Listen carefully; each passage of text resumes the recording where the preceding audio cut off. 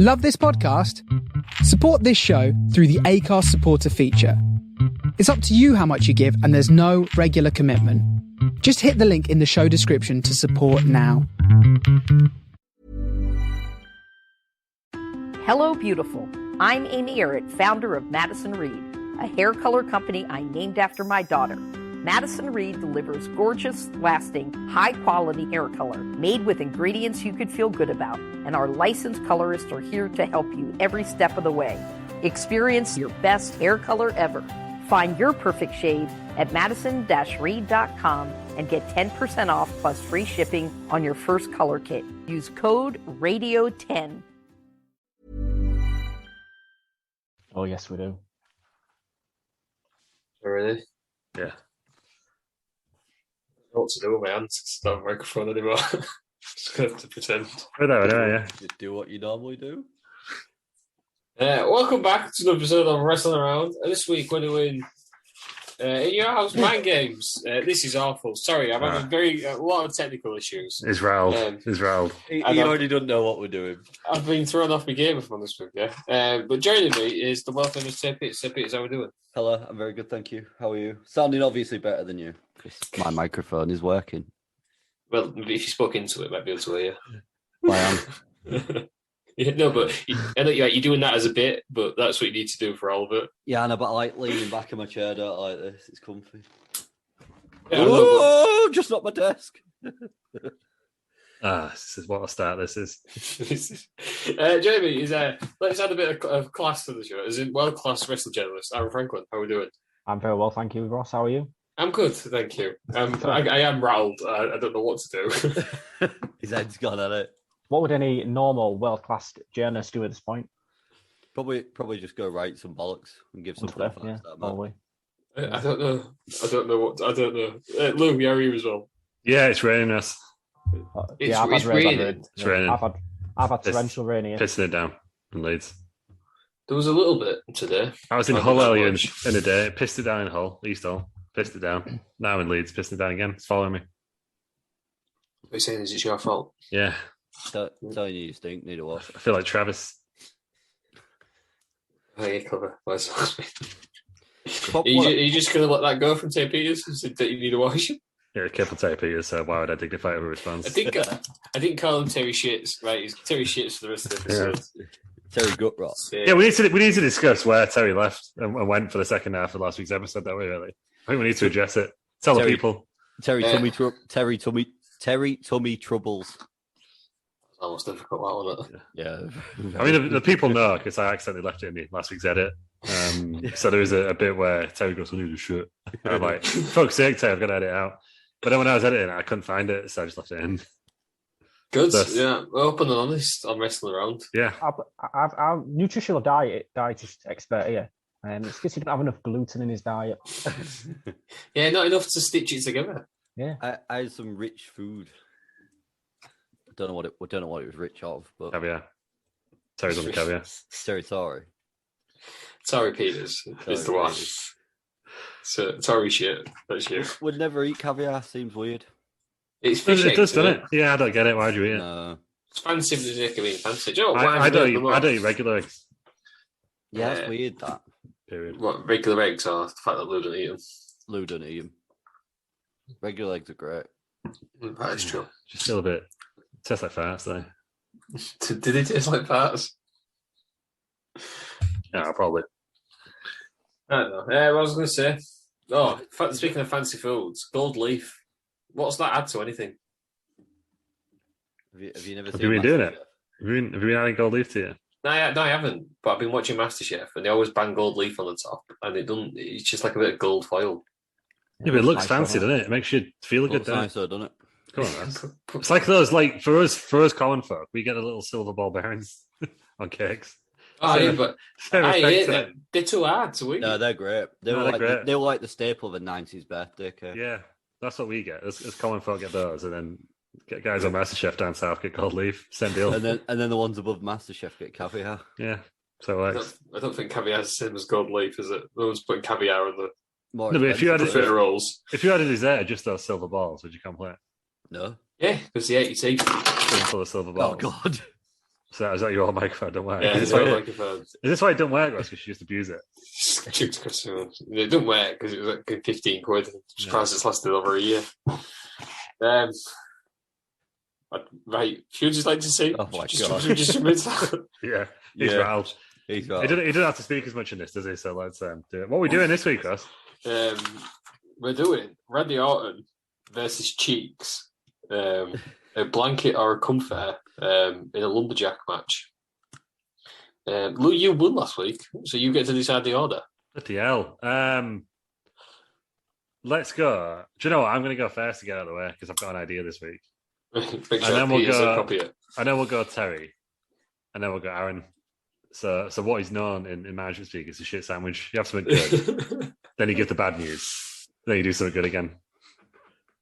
Easy So, like to see. If Right, any of my team members are listening, that's how I've been handling all our meetings recently.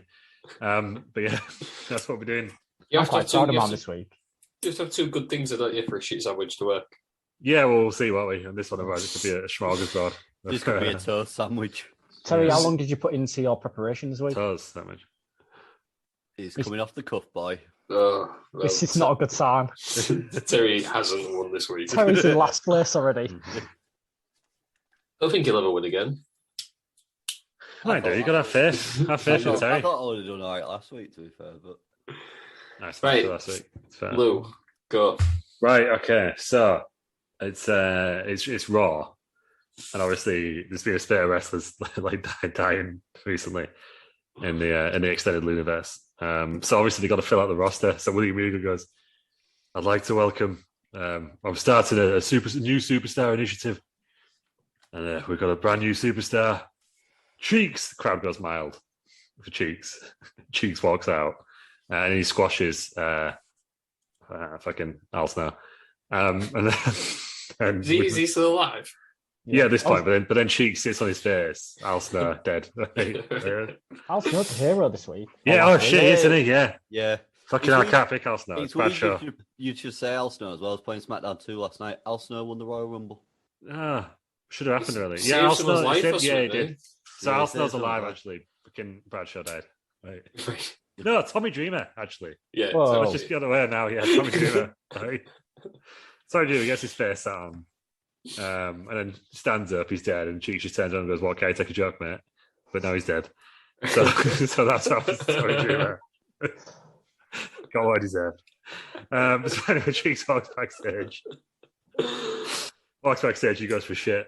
But he's like, "Fucking hell, right, toilet paper." So he just grabs the nearest thing that happens to be what he thinks is a towel. And then the next week, Randy Orton's going berserk. And Regal goes to Randy Orton, like, "I can see you're upset. It's possibly because many of your colleagues have died in recent weeks." He goes, "No, it's not that, Regal. What it is somebody's shit on my towel. On my, Is Randy on my- Orton awkward go again? yeah, on my blanket." And so he goes like, who would do such an awful thing? So William Regal's like, "I don't know, but maybe your friend goes out." And then Riddle turns up because on the screen goes, "Hey Randy, it was that dude over there, bro." So he's fucking fuming at him. So he goes up to him and goes, "Hey, you, this around." He goes, "Actually, it's fucking Cheeks, you racist." And then it's like, Did you wipe your ass with my blanket? And my dad, Cowboy Bob Orton, got me for my birthday. And he's like, "Oh yeah, sorry, mate. Yeah, I had a shit. I had a lot of Tommy Dreamer's face, like just on my ass. I had to wipe it off because he is a human piece of garbage. He is a human piece of shit." So okay, cool. Well, now I'm gonna have to kick you in the face, mate. So Riddle comes up and hits him with a scooter in the balls. So Cheeks is bent over, punt kick. You think Cheeks is dead, but he's not. So Regal's like, "Right, for God's sake. Well, all these wrestlers have died recently, and Dave Bautista has a new film coming out that includes zombies. Directed by Zack Snyder. It's called Army of the Dead. So we're gonna have a zombie lumberjack match next week at Extreme Rules. The horror show, that's back. The horror show's back. So it's like a zombie lumberjack match like we've seen, like with the Miz and Damien Priest says, but all the zombies dead wrestlers. So his Val Venus comes out. Tommy Dreamer, Zeus. Who else died? A few more died, didn't they? Yeah. But Randy Anderson, WCW referee Randy Anderson, they're all there. Right? So Regal's like, well, this is turned out well. So he's I can't remember where I'm going. Sorry, why did I choose to go first? So anyway, Randy Orton and Cheeks having this brawl, and then Cheeks goes up to the top rope, and Regal's like, "Get down there for God's sake! Like we can't have another wrestler dying. We can't break the ring. Like you see an A debut in 2002, discussed extensively on the Wrestling Hour podcast." And everyone's like, "Ah, fucking hell!" Cheeks, but he's stuck on the top rope. He's like, "I can't get down. I can't get down." Is that what Cheeks sounds like? Yeah, because he's got like a fat voice, ain't he? Like, "Oh, I can't get down." Why is he Brian Badonda? I can't get down, man. Oh god! Randy Orton just stood there like, I'm not dealing with this. So he walks out and he goes, well, I'm going to have to call up my old mate, my old Raw roster member, God, Lightning Ball, Cheeks. Cheeks falls off. Face pants. Dead first. Face first. So he's dead, obviously. Kamala, he's one of the zombies as well. And then Randy Orton sneaks back in because it's like he falls down. The ring breaks again. Regal's like, for God's sake. Randy Orton sneaks back in, but he can't roll him over. So he's trying to roll him over, but he's just too heavy that he can't roll over. So it's a no contest. Is Cheeks dead? Cheeks is dead. Yeah. He's not dead, is he? Oh, in real life or in the story? In real life. Both? In the story, he's dead. He fell off the top rope because he got Real struck life, by I think lightning. he's alive, isn't he? Yeah. Good for Cheeks. In the story, though, he's dead. So it ends in a no contest, and everyone's like, boo! Because everyone's just getting sick of this booking now. Like, it's no contest every week. Storylines don't make sense. So Vince comes out and goes, we're going to shake things up around here. And the show goes off the air. I think he's still alive, Cheeks. Yeah. Yeah. So that's the story. Ends in a no contest. Things are getting shook up. I can't wait to see what that is. Next week. Yeah. Right, cool. Take Peter's full of that if you can. Yeah, try. So, the Saudi Arabian family, they wanted Yokozuna. Couldn't have him because obviously he's dead. Can we have one that way? Not everyone's dead in it. Yeah, but hang on, he's properly dead, isn't he? He's not No like one's Luke. dead in mine. He's not Luke dead. So, as a replacement, they signed Cheeks as a Yokozuna replacement. So the stage is set. Legend, in inverted commas, Cheeks versus Legend Killer Gimmick, Randy Orton. Because in Saudi Arabia, because that's what the Saudi Arabian family want to see. That's what they want to see. So the match is happening in Saudi Arabia. And Randy Orton, it's a bit warm in the stadium, innit? Seems bloody hot over there, doesn't it? When you see him wrestle under the lights and everything. Even with the open air stadium, seems bloody hot. So, middle match, timekeeper Mike Keaton, whatever his name was. That timekeeper used to throw Michael Keaton. Not Michael Batman. Keaton. Yeah, Batman. Michael Keaton. Timekeeper. Michael Keaton is the celebrity timekeeper. And they're asking for a towel because it's a bit hot. Bit of sweat is dripping everywhere over the outside of the ring. Unfortunately, Randy Orton's lucky comfort blanket is thrown by mistake. Okay. Cheeks uses this to mop up because he don't want to slip and fall and break the ring again, does he? He's already had that embarrassment once. See, a bit of plagiarism here with the Randy Orton's lucky blanket. So with this, Randy goes a bit mad, doesn't he? Goes a bit mad. So he RKOs him out of nowhere. Ring breaks anyway. Because, Cheeks. Yeah. Cheeks. So, and then he runs off with his blanket, crying like a little baby because he thought his blanket was going to get ruined. So we fly back from Saudi Arabia. Don't know what day of the week it is. Saudi Arabia shows are on. Is it like a Thursday? Thursday night, yes, yeah. Yeah, so SmackDown. We're on SmackDown the next day because the plane didn't get hold up this time. So it's Friday night SmackDown. Randy Orton comes down with the blanket, cuts a seething promo on that garbage that happened in Saudi Arabia last night. Then his match as well with Cheeks, because we all know the Saudi Arabian shows are shite. So Cheeks comes down, he answers the call of Randy Orton, but he comes down with his own blanket and he challenges Randy Orton to a loser leaves blanket match, where whoever loses gets their blanket burnt. Their blanket from their childhood is burnt. So where's it got the loser leaves blanket? Because they leave the blanket to get burnt. Yeah, it makes perfect sense to me, Ross. Yeah, cool. Yeah, sure. So this happens. Randy Orton again loses, and his blanket is burnt. And he's devastated by this, obviously. Devastated. So it goes on. We come to Raw. He's not happy, is he, Randy? He's still crying like a little bitch from Saudi Arabia and SmackDown over his blanket. Cheeks comes down, and he calls out Randy Orton this time to a lumberjack match. So it happens. Main event of Monday Night Raw. Cheeks versus Randy Orton in a lumberjack match. And all the lumberjacks are wearing blankets with Randy Orton's face on them. And this is about as far as I've got in my head. Cheeks loses anyway. He gets RKO'd again, breaks another ring for the banter. All the lumberjacks fall to pieces as well, because when a ring explodes in a ring in WWE, everyone knows that everyone around it just falls to pieces. Randy Orton takes all the blankets with his face on, declares himself the winner. Cheeks is never seen again. He's been eaten by the ring. So is he dead as well? Yeah, he's dead now. Just Cheeks dying yours, Aaron? Yeah, done. We should move on to the winner now, shouldn't we? This week. Lou, I think you and me have done really well here. Right. I'm going to put this out there. This was the most difficult one. I've found this quite entertaining to come up with. Oh, God. You'll see why. Right, so we're back in 2022. In the recent weeks, WWE's seen their ratings rise to new heights. But Vince wants to maintain this in the only way, in classic Vince fashion, is to bring in some big guys in tight little pants. Unfortunately, it's 2022 and everyone's signed to AEW nowadays. So it sets Triple H the task of finding some big burly men to make a new faction in WWE. So they come to Vince with a list of some big men. So Gangrel, the Boogeyman, Kevin Thorne. That's fantastic, says Vince. We can make a new group of supernatural big guys, even better than the Brood or the Ministry. And I have just the guy to lead them, The Undertaker. But Vince needs to obviously speak to The Undertaker to get him on board with it. Listen, Taker, I know you're having a great run with these snakeskin pants, but I need the real Taker back. Taker just blank out refuses to lose his snakeskin. So absolutely not. I'll bring back the dead man, but I'm keeping these snakeskin pants, damn it.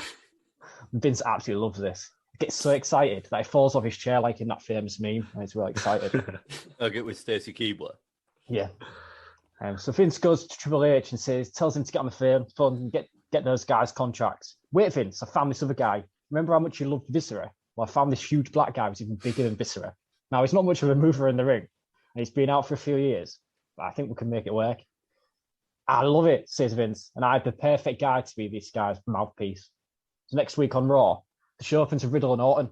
Just having a great time. They ride down to the ring on scooters and begin to address the universe on their undefeated streak as tag team champions. Suddenly, it's the Mag Militant. The crowd goes absolutely wild. Teddy Long comes out wearing a long leather jacket and some very fetching purple snakeskin pants. But listen here, players. You may have defeated all the other tag teams on Raw, but I'm here to announce my new players on the Raw roster. I announced to you the Organization of Blood. So out comes Gangrel, Kevin Thorne, the Boogeyman, The Undertaker, and Rolling Thunder, also known as Cheeks. Tonight on Raw, we're going to have a tag team match, and it'll be Orton and Riddle against Gangrel and Kevin Thorne in a non-title match. And if Orton and Riddle lose, next week at No Mercy, they'll go toe-to-toe with Snakeskin Pants and Rolling Thunder. Gangrel and Thorne walk down the ramp, get into the ring, and start to lay waste to Orton and Riddle. A ref runs down to the ramp at super speed, as they do. But it's an absolute squash match. Gangrel and Thorne win, meaning next week at No Mercy, the titles are on the line. So No Mercy comes, and it's time for the tag team match. Orton and Taker have great chemistry in the ring, and it really shows. They go at each other blow to blow until they're both tired out, so they both make the tag.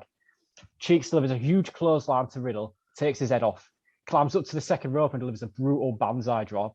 The ring collapses, and Riddle looks like he's injured. He's in a bad way. The referee stops the match, and the medical staff swarm the ring. Riddle's taken out of the arena on a stretcher before being put in the back of an ambulance. He asks Orton to go and grab his bro blankie. Orton runs into the locker room, searching Riddle's locker, but can't find it. Turns around to see Cheeks just drying himself off after his shower with the bro blankie. Following night on Raw, Randy addresses the universe. You all saw what Cheeks did last night, No Mercy. Not only did he destroy the ring, but he put my best friend in the hospital. But he didn't stop there. He ruined Riddle's bro Blanky. Can never say that.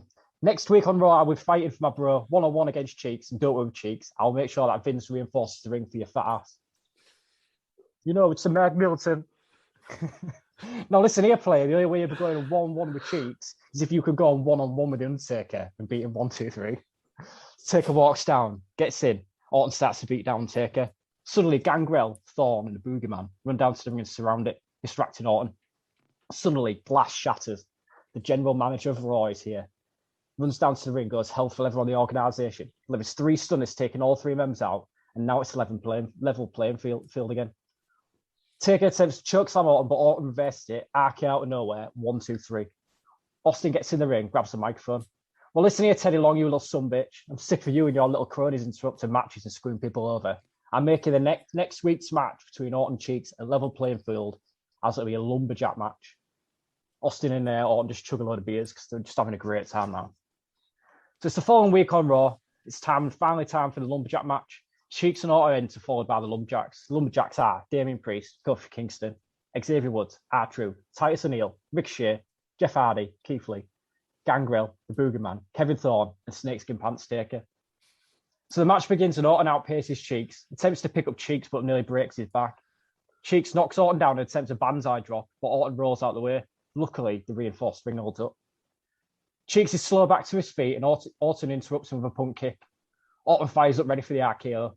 Cheeks stays slowly to his feet and pushes Orton out the way as he goes for the RKO. Orton rolls out the ring and the organisation of Blood start attacking him. The rest of the Raw superstars interrupt in a valiant attempt to save Orton. Damien Priest gets Orton out of there, and then the chaos that's ensued just carries on as Orton gets a chance to collect himself. Orton rolls back into the ring. Cheeks unleashes a load of stomps on Orton, climbs up to the second rope again for the banzai drop. As he jumps off, RKO out of nowhere. 1, 2, 3. Orton gets his win and revenge for his bro Riddle. But what does this mean for Teddy Long and the organisation of Blood? Well, ladies and gentlemen, that is how you do feuds, as I'd say. Thank you. I'll take my winnings. It's not even close. Aaron has got his 3rd point. Peter's yours was. I was going to say I'm not mad at it. I'm just disappointed, but I'm disappointed I'm mad at you. So also, Cheeks isn't dead, so what's going to happen with him? Cheeks. Do you know what? Maybe it's because he puts Snakeskin Undertaker into everything. Well, you haven't just got Snakeskin Undertaker now, you've got Snakeskin Teddy Long. So can only get better from there, I suppose. You've got to know your audience, you know what I mean? that's fair. Do you know what? I think when we do restaurant merchandise, sod the restaurant t-shirt. We're going to have to do restaurant snakeskin pants, are we? Yes. Yes. Zubas. It's the only way. Zubas. I think you'll find their zebras. I've not got one today, actually. It's going to be like flares or whatever they are, I think. Yeah. Snakeskin flares. Right. What is happening next week? Oh. It's going to be... I've added more names to this. Of course. And yet we still get ones we've had before. Right, I'm going again. What was it? What did you have? It was Shelton Benjamin. Right, Triple H. Oh. So I'll let you decide what version of Triple H you want. 2014 or Attitude Era. Or Put the hairstyles, Lee. Reign of Terror. Right, let's get some good people on. This is killing me. Anticipation. It will be. Oh, it's one of my new ones. Pat McAfee. Oh, yes. Triple H first. Pat McAfee. What is it going to be about? It must involve. This is probably why my computer runs so slow because I've got all these bloody wheels. If a finger splint. What? So, when you break your finger. And you have it in, and you look like... Is this not a list of essential household items? Yeah, things you need when you're moving into a new house. Sorry, you've recently moved house. Did you? I didn't break my finger. You said the old finger splint, Aaron. You've also moved house recently. Did you take the old finger splint? No, because I know how to use a hammer. So. Lou, you are looking at moving house. Will you be taking a flint? Well, I am now. Now I've read this list, yeah. Other items on the list are Oh, Don't let's tell us. Don't tell us, Ross. No, see. You don't want to know, right? I won't No, tell you. Leave it surprised. I didn't know that was. I'm going to tell you what. I can't wait for this to come on. A comfortable place to sit. Wow. That's going to be one of them at some point. Right, it's Triple H versus Pat McAfee with a finger splint in an Inferno match. Oh god. Nice. So I can't wait to see what you're going to do. This is going to be brilliant. I've got ideas already. But we like to see. Yeah, I'm right. I've got some ideas as well. I might as well tell you what they are. But Inferno match, and then just put brackets, more deaths. I was gonna say, shouldn't have picked on with fire, because people will die. I need to start keeping a list of the dead wrestlers on mine.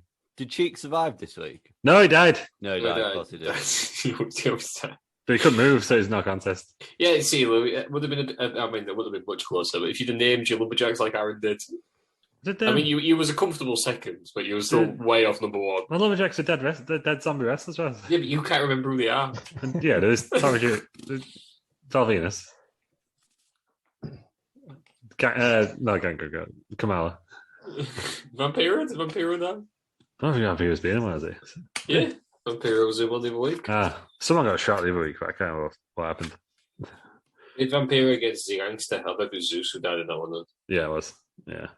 Well, he was dead anyway, when he realised he was dead. When he was back in Starbucks. Come on. Anyway. Yeah. Wait, you should find and cut that, and you should do like a bonus episode of just all feuds you'd like to see. Yeah, we'll do that at Christmas, maybe. I'll think about it. Sure, I put some hard work into editing these, which is why the wild had Terry go for shit last week. Imagine we actually edited them. You hear a few plops in the background. Outrageous. Well, it wasn't ploppy from what I've heard. It There was was no pretty plops there. It's like somebody turned on the old rusty tap. Oh, aye. The hot rust. He looks so proud. The hot rust. If we ever release a video of footage, Terry looks really fucking proud of himself for last week's. The hot rusty tap. Sure. Did you manage to get to the toilet peters? Yeah, I had 4 sittings. It's just in the past you've told us that you have shut yourself within like the past year. Oh yeah. It's like moved house. It's only a shot, isn't it? We're doing this week's wrestling news. Yeah. Let's move. I didn't expect him to own that as much as he did. He tried to embarrass it, didn't like it. It's only a bit of Poe. Terry Peters, the man with no gym. Only Poe. Have you ever seen Big Don't do Mouth it. on Netflix? No. Have you seen Big Mouth? It's the weirdest program ever. I can't really. It's about kids going through puberty. It's a cartoon. It's so offensive. Watch it when you're on your own. Right. But there's a shame wizard in there, and there is this gym teacher who isn't affected by the shame wizard because his life's that much of a mess. Terry Peters. Not affected by the shame wizard. Watch, it's on Netflix. I think there's 4 series of it now. It's just, That's a long commitment. Yeah, well, there was about, it's cartoons, there's only like 10 in each one. All right. Watch on your own. I'll do it. Don't watch it on a plane like I did. Bear in mind. Yeah, I once watched South Park when when they did that live action episode, and it was the guy shouted off the back of the boat. I was watching that on a plane. That one on the not on a plane, on a train. Sorry, that one on the brass eye pedophile special. I mean, you should have known that one. That was on me. Oh God! Right, what's happened this week in wrestling? Fuck's sake, fucking wrestling fans, cunts. Well, right. go on. So, Dark Side of the Ring releases this week's episode. It's obviously Yes. I think this is like the only thing that has happened in wrestling this week. Like, genuinely nothing is sticking out from Raw, SmackDown, or AEW, is it? Al Snow saved the life. And Al Snow said, like, Big E is fucking WWE champion. What are you talking about? oh yeah. We'll get onto that. Yeah. I haven't mind that. Fucking Daniel Bryan and Kenny Omega were the same chair. Anyway, yeah, just fucking White Terry. t-shirt. Nothing stands out on Raw. Anyway, go ahead, Aaron. So back to it. It's obviously the plane journey from hell, whatever it's called, right? Fucking wrestling fans just hating on Tommy Dreamer and Ric Flair. Like, it's fucking 20 years ago, you cunts. Get a grip. It's not even new news, really, is it? My issue with the full thing was certain people seem to get away with things. Oh, yeah. Wait, So Goldust and Jericho was on the show, so you got away with it. yeah, it didn't go into anyone. So Austin was obviously at Insurrection. Undertaker's at Insurrection. A few other big people. They didn't get brought into it. Obviously, so you're telling me Vince is sat up in first class in the plane and didn't go down once to go. Apparently, he wasn't on it, was it? He was. I thought he was fighting Kurt Angle. No, it's a different plane ride. Yeah, That one, apparently. no, it's the same one. The same one according to. Well, Conrad said it was a different one. Let me. Was it Meltzer? I thought the plane ride from hell was where Taker choked out Kurt Angle because he thought he was fighting Vince. Brock Lesnar almost opened a plane door because he was fighting with somebody. That one happened. And then this Ric Flair doing whatever. I've not watched the episode. I've only read the stories. But definitely worth a watch. And I'm sure there was others. Wasn't Goldust annoying Marlena as well? Something like that? Goldust, from all accounts, got a bit handsy. Is that what it is? But I don't want to get sued, so I'll stop there. Yeah, it's still the tannoy as well. Is this the one? No, this is no. I'm thinking of a play where somebody just thought he was in the toilet, just started pissing everywhere. I think that's different.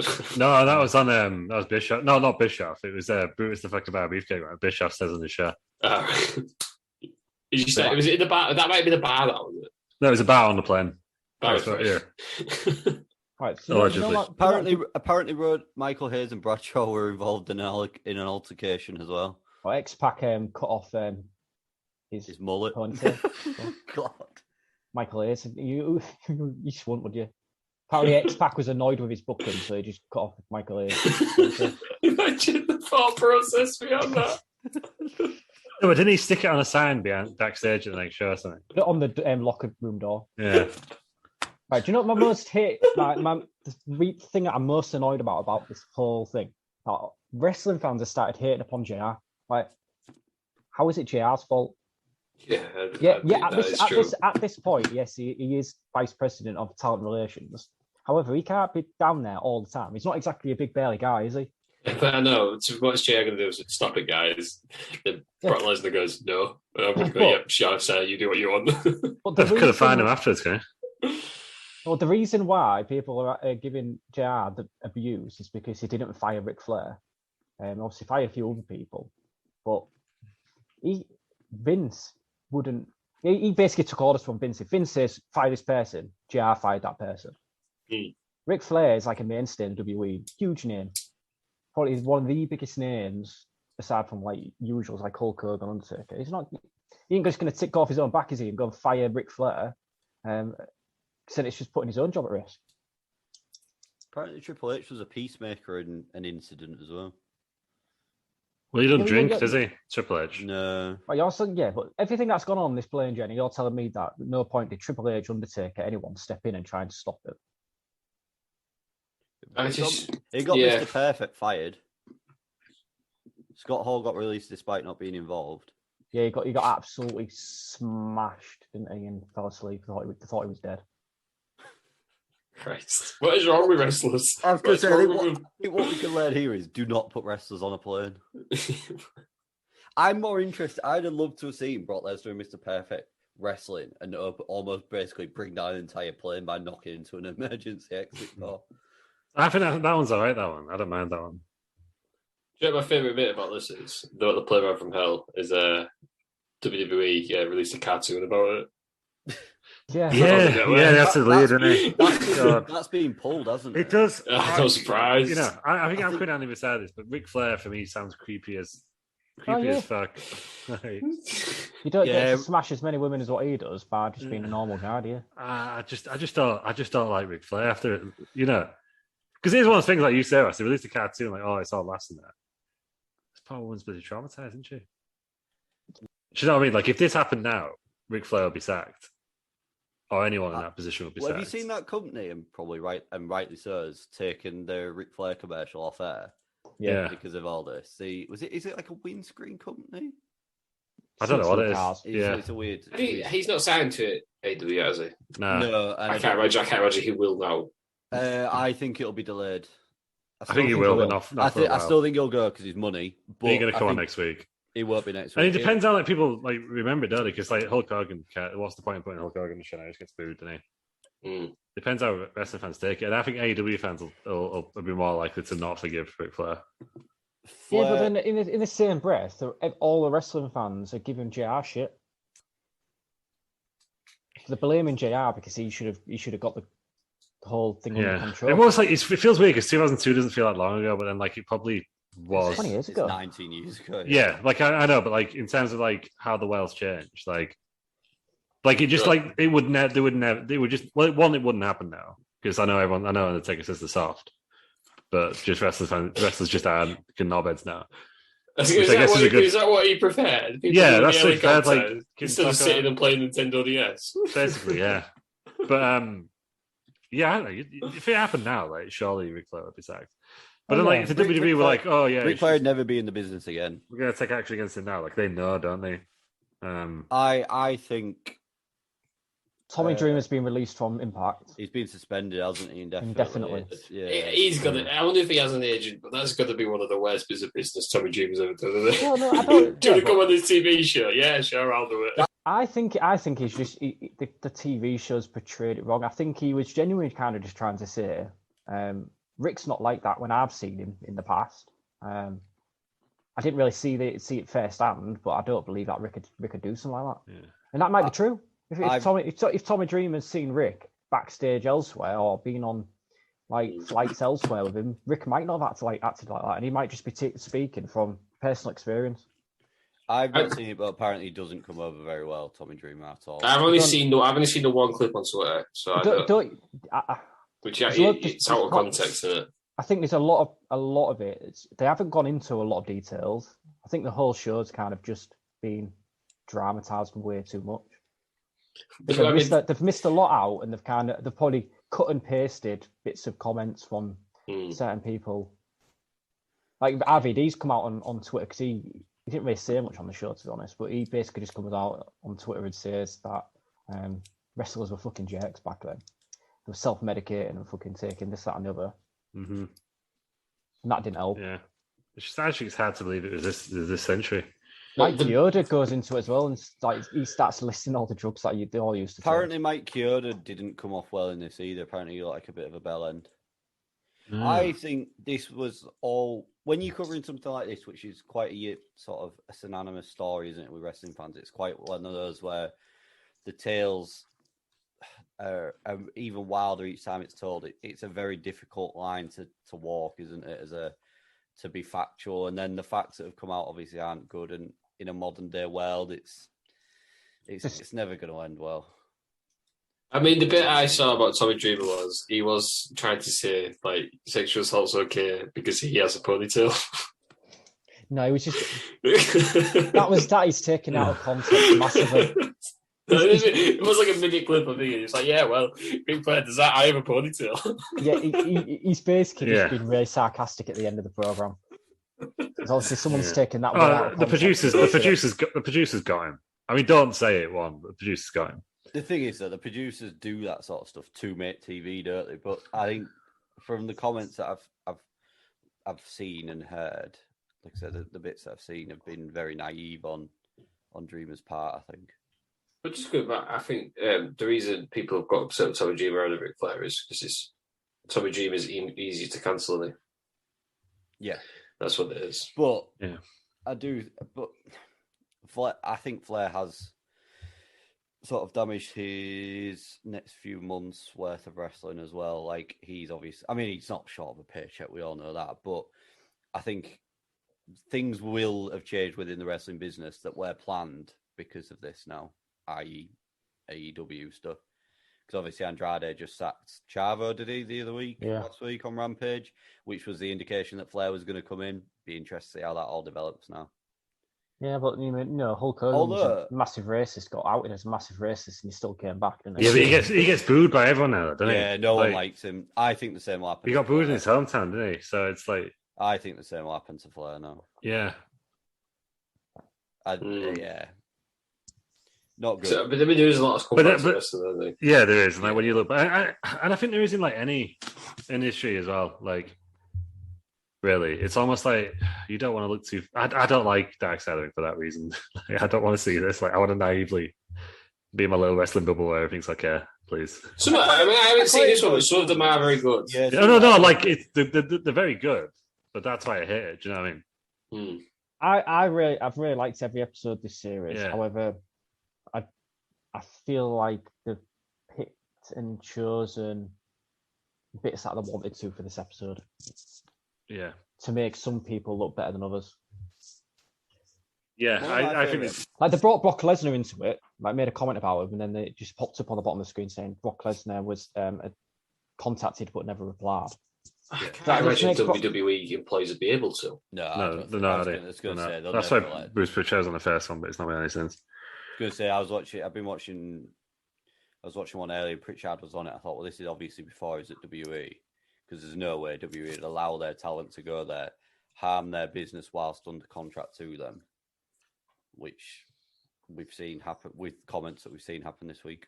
Yeah, well, it's not the only thing that Vince is probably worried about at the moment, anyway. So facing a massive lawsuit, isn't he? What loss is that? What's this? Do you see it on Twitter, Lou? No, don't think so. Is this the independent contractor guy? Yes. Yes, I have seen this. I can't remember. Andrew Yang? Andrew Yang, the former US president, not US president, presidential candidate. He's basically said anybody who wants... anyone who feels that they weren't treated properly or wasn't paid correctly to contact his solicitor, basically. Contact him is going to bring a massive... I'd be interested to see where this goes. I'm quite interested. Because I think he's potentially got a huge lawsuit. I think if this gets going, I think it could bring the WWE down. I just can't imagine Vince hasn't had a team of lawyers look at every contract that he writes up. I was going to say, the thing is, how long? Yeah, if you think 20 years ago, maybe 30 years ago. That'll be it. It'll be the previous ones, won't it? I don't know. I get the independent contractors thing, and I do think it's a bit shitty the way that they are treated, but they're also signing the contracts to be aware of these things. Yeah, but then how many contracts over the years have they terminated for like ridiculous reasons? You don't know, do you? Yeah, well, there's that as well. But like some of the third party stuff, I understand them not being allowed to do stuff using the wrestlers' names, because someone mentioned it's like Robert Downey Jr. doesn't advertise as Iron Man or Tony Stark. It's Robert Downey Jr. because he doesn't own the intellectual property to that. And I do get the wrestlers bit. Yeah, there's been quite a few things though around where WWE have tried to like copyright people's actual names as well, haven't they? Well, yeah, I think you can. Yeah, they had something similar with Chelsea Green, didn't they, the other week? Well, a couple months ago. I think I read somewhere that you can only copyright somebody's name if you get their permission. That's why Test changed his name to Andrew Test Martin so he could carry on being using Test. Yeah, and I think it's in the context of wrestling as well. Because Gangrel owns the copyright to Gangrel, I think, doesn't he? When you load up the old game, there is something him owning the Gangrel copyright. Because if it was Samoa Joe owns Samoa Joe, that's why he's Samoa Joe. Yeah, I assume it's temporary just else as well. Yeah. But yeah, it's interesting because it's not just WWE effects, is it? They're all independent contractors. Yeah, but that's the knock-on effect, isn't it? Then what? Every wrestling company is the same. AEW, I mean, they can work other places, which I guess is the flip side. But at the same time, they did stop Hangman Page being in that PBR commercial, didn't they? So, you know. Imagine every wrestling because it's all the same people who've worked all around the companies. Yeah. So I imagine all the contracts are all very similar, no matter what promotion somebody's in. Yeah. You think they'll go for the big dog first? Well, you do, don't you? Because if WWE, if they can get WWE to pay out, they'll get all the rest after. But also, it'll affect the UFC as well, I believe. From right now. Is that the same? Is it? Mm-hmm. But yeah, no, it might do that because even if everyone signed it, like you said, like it's happened over here, hasn't it, with like Deliveroo drivers and Uber drivers and stuff. Like they're ending up getting more benefits just because it's kind of goes against the. It depends how many mates Andrew Yang's actually got in the White House these days. Because he was saying, I'll become Secretary of Labour and I'll sort it out, and he just didn't. So we'll see where it goes. One to keep an eye on it, I think. Yeah, for sure. So it's got in brighter news then. Big E, WWE champion. Yes. Told you last week we were discussing, aren't we? Yeah, so he's on Raw, but now he's back on SmackDown. I should do it once now. He just showed up, didn't he? They're going between the two, aren't they? Because I think this week they booked the Bloodline versus the New Day. Yes, that will happen. Well, it will have happened by the time this comes out. On Raw. Yeah. Yeah. Unless it gets cancelled last minute. On Raw. So Reigns is going to Raw then, is that what we're saying? To get their ratings up? I think so. And also he's got nothing else to do because the rest of the SmackDown roster is in the UK right now. So Reigns is not there. Never's Big E, apparently. So I don't know who's on that tour. Becky Lynch. Yeah, Becky Lynch and Bianca's the headline in that tour. But yeah, it's just good news for Big E, innit? Is it not? So, real pleased for him. I'm excited for Big E. Raw's not been... No, Raw won't be being filmed in UK tomorrow then, will it? No, I saw that reported on Fightful, which I think was a rare miss from all the Sean Ross. So it's just then were you saying it because it's in Newcastle. I believe it's just a house show loop. Right. They've just announced a new tour for November this year as well.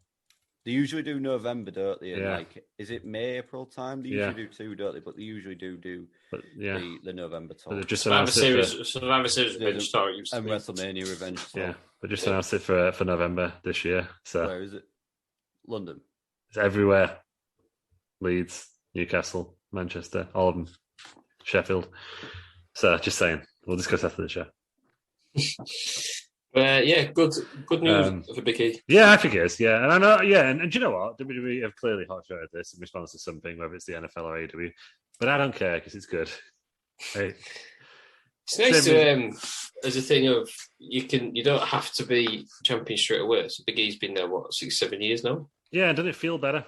Yeah, doesn't it feel more? No, Big E's Kofi Kingston, wasn't it? Kofi Mania. Everyone bloody loves Big E as well, don't they? Just seen that Dave Meltzer's tried to shoot it down a little bit. Of course he has. What did he say? Basically saying that he's got a really bad win-loss record. You don't see Stone Cold having such a bad win-loss record to then become champion. Dave, you prick. But he won. Logically, it makes sense, doesn't it? He won the Money in the Bank. Yeah, that's the point with the Money in the Bank, isn't it? Yeah. Yeah, I think Dave obviously doesn't understand that. Yeah. But Dave's still busy cleaning his spunk up from the fucking AEW program pay-per-view the other week, and dick. Don't mind, to be fair. But yeah. So, but no, I'm well pleased. But yeah, I don't mind it. It's hot shot. AEW hot shot Daniel Bryan versus Kenny Omega. Do you know what? Who cares? We're getting it next week instead of waiting months for it, and it's on free telly. What's the downside? Yeah, but Bischoff still stands by Goldberg Hogan, though. Yeah, because it was great, wasn't it? On TV, yeah. It was great, yeah. It's clever because, like you say, it gets people interested in your product, doesn't it? Yeah, that's it. And the TV is where all the money comes from these days because they're both getting massive deals, aren't they? The thing is as well, AEW pay-per-views, there's that many dream matches they can have at the moment. That they may as well put some on TV to get them build up, and then they can do it again once the other ones have happened, and then just do the loop again. Yeah. Am I right in thinking that WWE don't get many pay-per-view buys anymore because everybody has a network? Why would you buy it? The network killed it, didn't they? And I think a lot of broadcasters got annoyed with that, didn't they, at the time? Because obviously it's affecting them as well. I mean, it makes sense because what is it? It's tenner for us over here, and $9.99, and then it's £25 to get on Sky. Yeah, for us, for those guys, it's like 50, isn't it? I was going to say it's like it's a massive deal. It's a really good deal for those guys. That's why it's like impressive AEW sales money to do because they pay about $50 each, I think. It's because it's new, though, isn't it? So just a question. I asked this question last week: is Big E just going to serve as an interim champion? No, I think they're going to build this up through Survivor Series now. I think he's going to hold on to it for a while, unless ratings absolutely tank with him as champion, which I don't think they will. Because I think now they're going to go with. They're obviously going to go back to Goldberg, Bobby Lashley, but it doesn't matter who wins now. So Goldberg can win in Saudi Arabia now because it doesn't matter because it's not title. You've already got Lesnar Reigns as well in Saudi Arabia. Yeah, which is annoying that they've announced that. I don't understand. I don't know where that's going to go. That's going to be a DQ finish or something. Yeah, and they're already building up like Roman's next 3 matches, aren't they? Demon, Brock. Apparently, they've announced that like if the Demon wins, then they're just going to do Brock Lesnar versus Roman Reigns out the title. But I just can't see unless it's shenanigans and Brock Lesnar cost him. But I just can't see it. I don't think it'd be as much as I like Finn Balor. I don't think it'd be a smart move taking the belt off Roman Reigns at the moment. Who is the man to beat him? I would have said. I was going to say Big E. Yeah. Edge? I don't know. No, you need to give someone new. Who is it? Because it's Maybe it's Gable Stevenson, Russ. Maybe it's someone who's not even on. Is he going to keep it for that long? Maybe it's Bron Breakker. Maybe it's Colin Bricksteiner. I'd love that. Maybe it's Von Wagner. Have you heard his interview? I've listened to his interview since last week. Bron Breakker, and he sounds just like the Steiners. It's so good. I can't wait for him. I can't wait for him to be champion. They should have called him Rex Steiner, shouldn't they? But yes. What if it's Rich Holland? Well, that'd be good. Yes. Old Rich. I love how he's getting the push. It's good to see. It's good to see, isn't it? Is he still speaking with Yorkshire accent? Yeah, I do remember when he came out to the NXT UK in Hull, and I just heard someone back and go, "Fuck hell, it's Brock Lesnar." He just looked like him, didn't he? He's big, eh? Big lad. Big lad. We need to just get the New Day back together now and give them the tag titles. Was they all on Raw? Are they all on Raw now? Yeah. Presuming Big E's moved across, I think he has. Yeah, he has. But yeah, for now, there's a draft in October, isn't he? I don't want the Universal title to go back to Raw because I prefer the blue belt. I don't think it will, because I think Roman's going to stay on SmackDown. But not if they just signed and they just sold Raw for a lot of money, though. Yeah, apparently Brock Lesnar's rumoured to go across to Raw. Yeah, but like... Oh, that makes sense. SmackDown. So then it's going to be a schmoz finishing it. SmackDown's on like Fox, which is like it being on like Channel 4 or something here. So it's like, it's one of the big networks that everyone gets. So they're always going to get more viewers on Fox. So that Lesnar Reigns ain't going to be a clean finish because they're going to then not face each other again, are they? Yeah, schmoz. But the thing is, because it's in Saudi Arabia, you can't get the crowd proper shit on it like you did at Hell in a Cell. That's the one I always go back to with them. Well, any of the last Hell in a Cells. That was annoying. Yeah, the Fiend one. The Fiend one. But that's what I'm thinking of Strowman. Oh yeah, that's the even Strowman Reigns. But that's why obviously if you take out the human rights stuff, that's why these Saudi Arabia shows are good for WWE. Because anything dodgy they want to do, they can just do it in Saudi Arabia, get away with it. Yeah. Back Hulk Hogan. That's like, bring back Hulk Hogan. They've done that before. Goldberg beat the Fiend. just do it on there. Shane McMahon, best in the world. Just do it all there. No one cares, do they? You just that made sense, that though, didn't it? The best in the world, but it made sense. No, it did until he didn't turn heel for like another 6 months. Yeah. Yeah, he should turn heel straight away, but yeah. Then he's like 3 months later, it's like, oh shit, yeah, I won that time, didn't I? I can't wait till Crown Jewel in a weird way. Because those shows are always mad, and we can watch them live here in the UK. Yeah, watch them at a reasonable time. Yeah. What else has happened? Is that anything else happened recently? Al saved the life. Congratulations, Al saved the life. Yeah. There's a new NXT. NXT 2.0? 2.0. Yeah. Have we not discussed this? We just discussed Bron Breakker. Did we not do this last week? No, we did. We discussed it at the football yesterday. Mate, yeah, we have discussed it. Yeah, so we kept that. We give that away for free for the people who stand next to us at All City, don't we? The stage, what we're saying about the stage? I'm a fan. Bit bright for me. I liked it overall, I think, but a bit bright. Sad that the black canvas rings. We discussed it on my bloody Twitch stream, Russ. That's what we discussed it on. That's why I seem familiar with this. Yeah, we did. Okay. So many things. On exclusive wrestling discussions. Twitch.tv/wrestleround, 9:00 every Wednesday. Watch Luke crumple under pressure. We need to go through the results. We will in a second. But NXT, let's go have a real quick thing on NXT 2.0. It's sort of like the original, not the original game show NXT, the NXT after the game show. Is that what we're saying? It's more like that now? Yeah, more young lad. But Tommaso Ciampa won the title. I was surprised at that because I would have said Pete Dunne was going to win it. He just had a 3-year deal. Yes, yeah. Good lad. But then, I guess, I don't know, Ciampa's under contract for. No, I think it was just to keep the traditional NXT fans on side. I'd agree with Lou there. Yeah, they're both. But I didn't see it coming after with Pete Dunne. I thought we had done the same thing. But I feel like they're going to end up doing some sort of New Blood versus Millionaires Club type deal, yeah. Well, on about Bron Breakker already being in the... Did not tease that after? What, in the title picture? Yeah. Yeah. You see, congratulate him backstage. Von Wagner made his debut. Was in Kyle O'Reilly got attacked. Yeah. I wonder if they'll do maybe like what ECW when it was like the New Breed versus the originals type thing as well. Really well, but again, they're going to make the old guys the faces out there, which don't make any sense to me. They should have some like proper like old hangers on. Do you know what I mean? Like Tino Sabatelli. should like shit like that, or like I don't know, like Kane and Big Show. Wesley Blake has been there for like years. Yeah, just some proper like old West's base, and like right, where the new guys are going to clear out. Can't get Big Show though, can you? No, Big Show's an AW, but those types of people you like for God's sake, Ziggler. Yeah. Get him in. You'd be here to Sheamus. No, I like Sheamus. Yeah, she was Sheamus for a while. I've had enough of you lot now, Miz. Yeah, just get those guys in instead. Miz is on Dancing with the Stars, isn't he? Yeah. So is he going to have a break from wrestling then? Because I think that's what the Miz needs. Well, he injured his knee anyway, didn't he? To be fair, if the Miz never wrestled the match again, I'd not miss him. Would you notice? Yeah.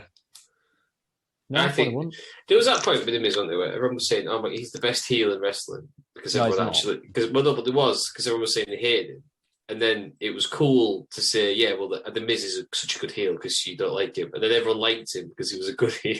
Well, that's because he feuded with Roman, wasn't it? Yeah, it's one of them in it where you sort of like you say this, you end up liking him because you don't like him. But you're supposed to not like him, but you do like him because you don't like him because you're supposed to not like him. Yeah, I think that makes sense for us. Scott Steiner. Yeah. We should just do it. We're going to do an episode on Steiners at some point. Right.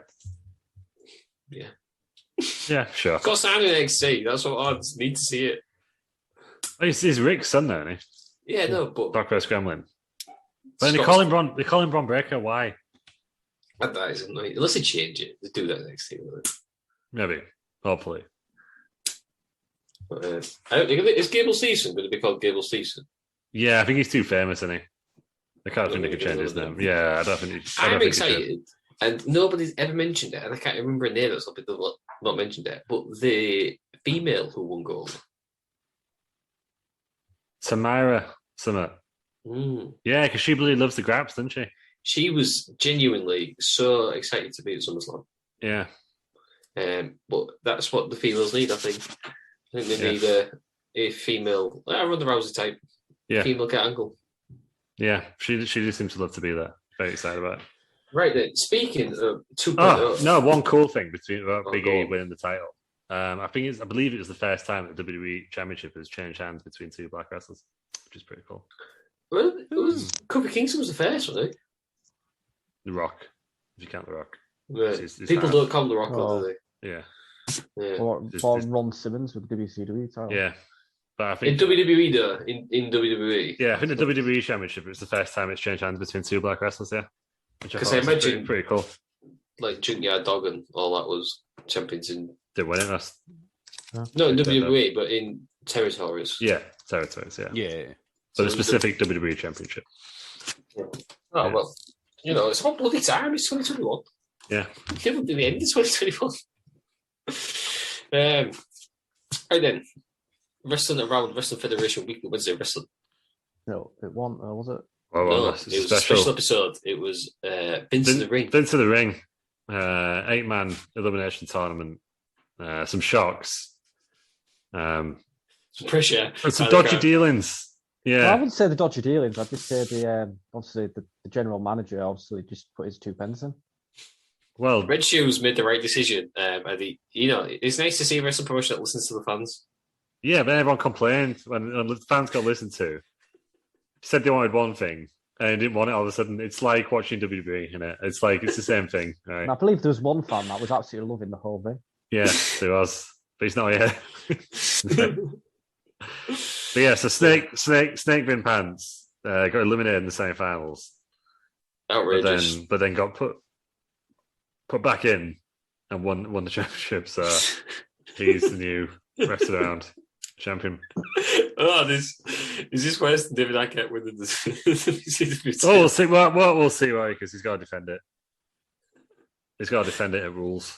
Who's he going to defend it against? We'll find out tonight on Wrestling Federation 2.0. What? Yeah, well, if he loses, I'm going to boycott it. Yeah. Well, we'll find out the number one contenders battle royal tonight. That's what that was the threat from the fans. But Vince's they won the tag titles as well. Yeah, the Vinsiders. That's the thing it was. Kevin Snash. Kevin Snash. Scott Vince. Scott Vince, which is a great name, I think. Scott Vince, yeah. Really imaginative that one. They won. There was in a four-way ladder match with Cultaholic, former champions. Yeah. Who else? Vegeta was just turning up and going. Yeah, just turned up. What happened there? Just turned up to me. The Vince Day, Vince Day, Big V and Kofi Vinston, and the Vince Profits. Yeah. Angelo Dawkins and Mantis Ford. Yeah. Who else was on? Who else was in? Who else made the debut? Is McManka made his debut. Yeah. With Tatanka, that was great.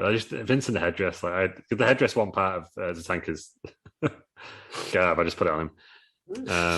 Who else was in it? There was some other debutants, wasn't there? Can't remember who I know. Kane just turned up. Oh yeah, Kane interfered in the match. So did Sheamus. All along on the same guy with it. Big V. Yeah, he had a hard night, really. Big V. Won the tournament and then didn't win the title. Yeah, he got screwed. Did he win the tournament in the end? I can't remember. Yeah, he won it, yeah. Was it him who won it? It's all right, Big V screwed Big V, so... Yeah. I thought it was McMee. No, didn't Mishi win it in the end? No, yeah, I'm sure it was Big V. I'll have to watch back the... Anyway, it was, obviously, you can remember it. But yeah. So, Snake Vin Pants is the new Wrestling champion, but they've also changed the belt. So it's just a gold picture of Vince's face now. So what's going on there? It was an outrageously nice belt. Yeah, Red Shoes has lost control. It's probably better than any WWE title belt. It's better. A lot better than the feed on. A 3-year-old could probably come up with a better title image than WWE belts. But the Wrestling Championship was great. Maybe it'll come back one day, but not right now. The Vinces are taking control.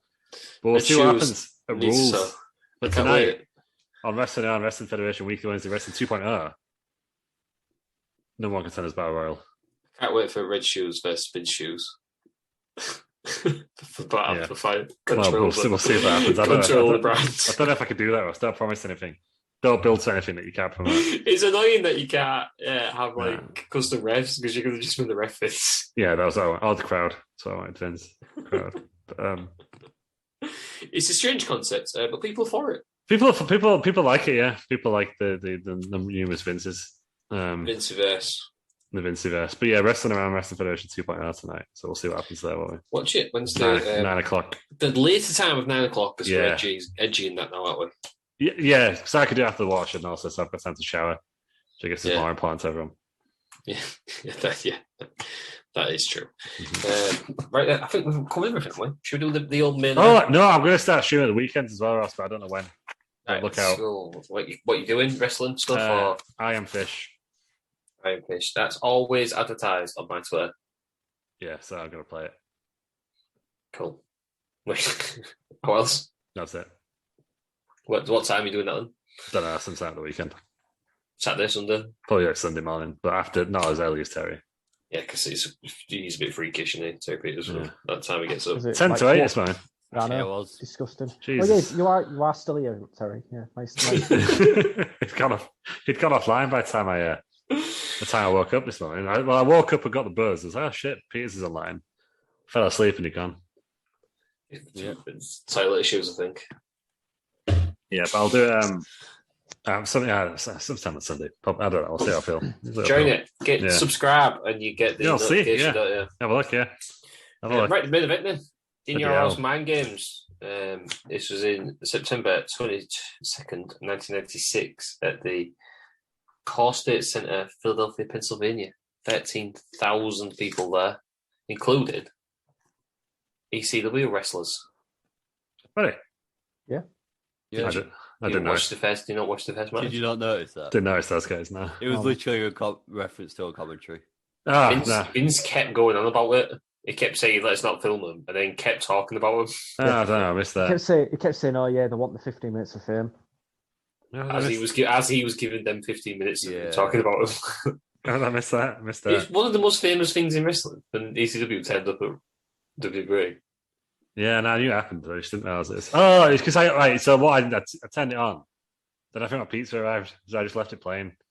Because it's really annoying when I stream it on my phone through the TV. I can't pause it or anything. So I just left it playing. So that'd be what I So don't ask me about the first match, basically. Right, so on commentary we have Vince McMahon, Jim Ross, and Mr. Perfect. Weird Mr. start. Perfect is the worst commentator in existence. He's literally served no purpose whatsoever. It was the weird dynamic on at this commentary booth. I thought JR and Vince were really good together. JR's a bit of a heel, wasn't Yeah. Well, this is shortly before old fake Vince, not fake Vince. That's different, yeah. No, it's fine. Fake Razor and fake Diesel. I thought it was there. Yeah, there was there. It was the night before the debut, innit? The big debut. Then he turns heel on that thing, doesn't he, when he brings him out? So he's like a tweener at the minute, which is ridiculous. I hate heel. I don't hate heel commentators, but heel play-by-play. Come on. Yeah, but JR wasn't meant to play by play. It was Vince, wasn't it? Oh, I don't know. At this point, yeah. Oh, what a maneuver! One, two, and no. Yeah, I don't mind Vince's commentary. I mean, it gives it an old school sports feel because I just find it weird because it's just Vince. I was watching the Last Dance on Netflix. I'm really up to date with my pop culture references. I was watching that last night, and when you watch like the '90s like Chicago Bulls games, the commentators sound like Vince. So I think Vince was really going for a sports feel. But also, I just find Vince fascinating because he owns the company, you know who he's trying to get over. Yeah. And I just think it's fascinating listening to him now, like knowing all that because people didn't know at the time, did they? It was kind of But I thought Mr. Perfect sounded a bit like Coach. Yes, I thought that as well. Yeah, I kept thinking it was Coach. I thought that as well. So I'm glad it wasn't just me. He was just a twinkle in his dad's eye at the time. That would have been a lot better, wouldn't it? If it was Coach. He wasn't even born at this point. Coach. Is it right? Is Aaron frozen for everyone? I'm still here. You're still here, mate. Yeah. It looks like you've passed out.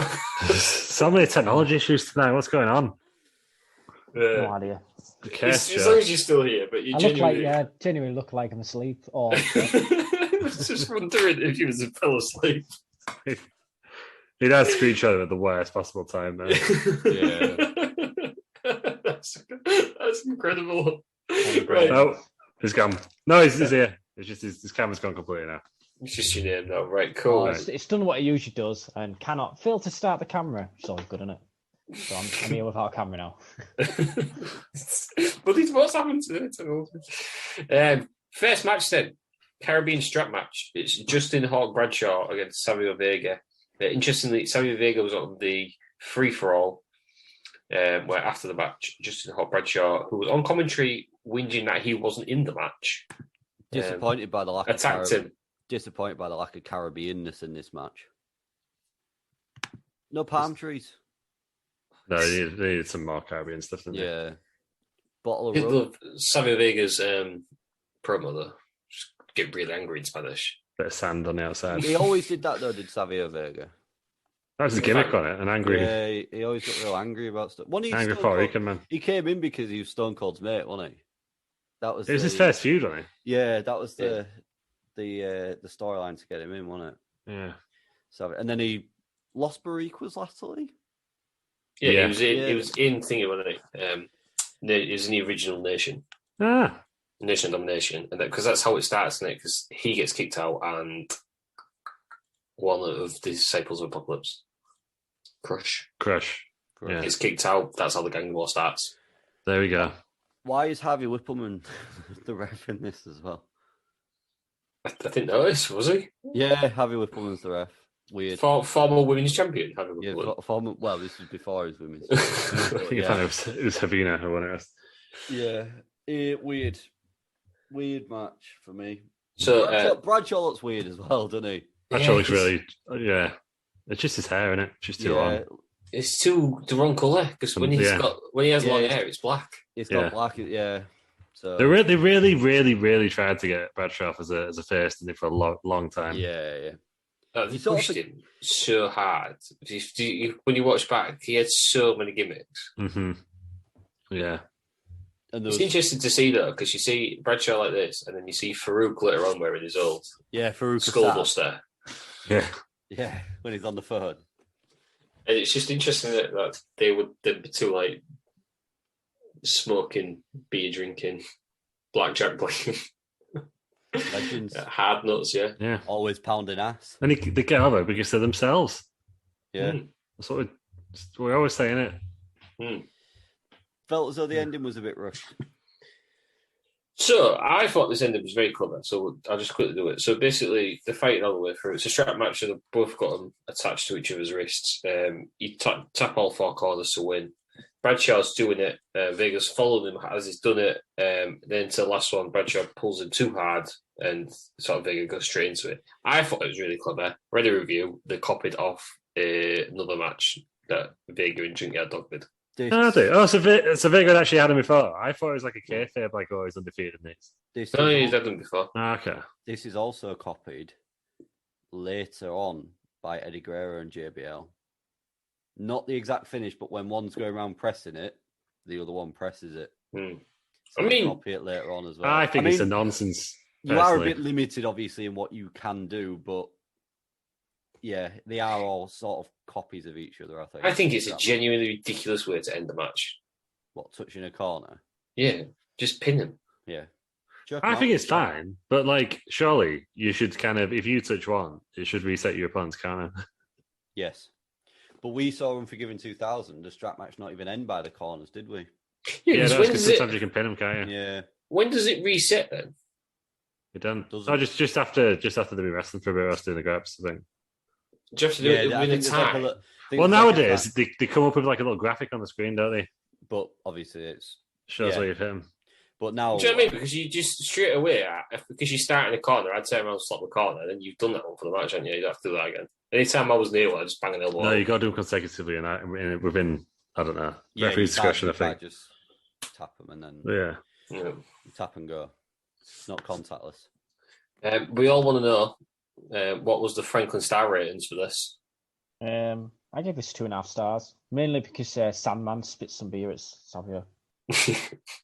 Did Lou missed? How did you miss that? I was getting my pizza. I think that's Sandman and Dreamer.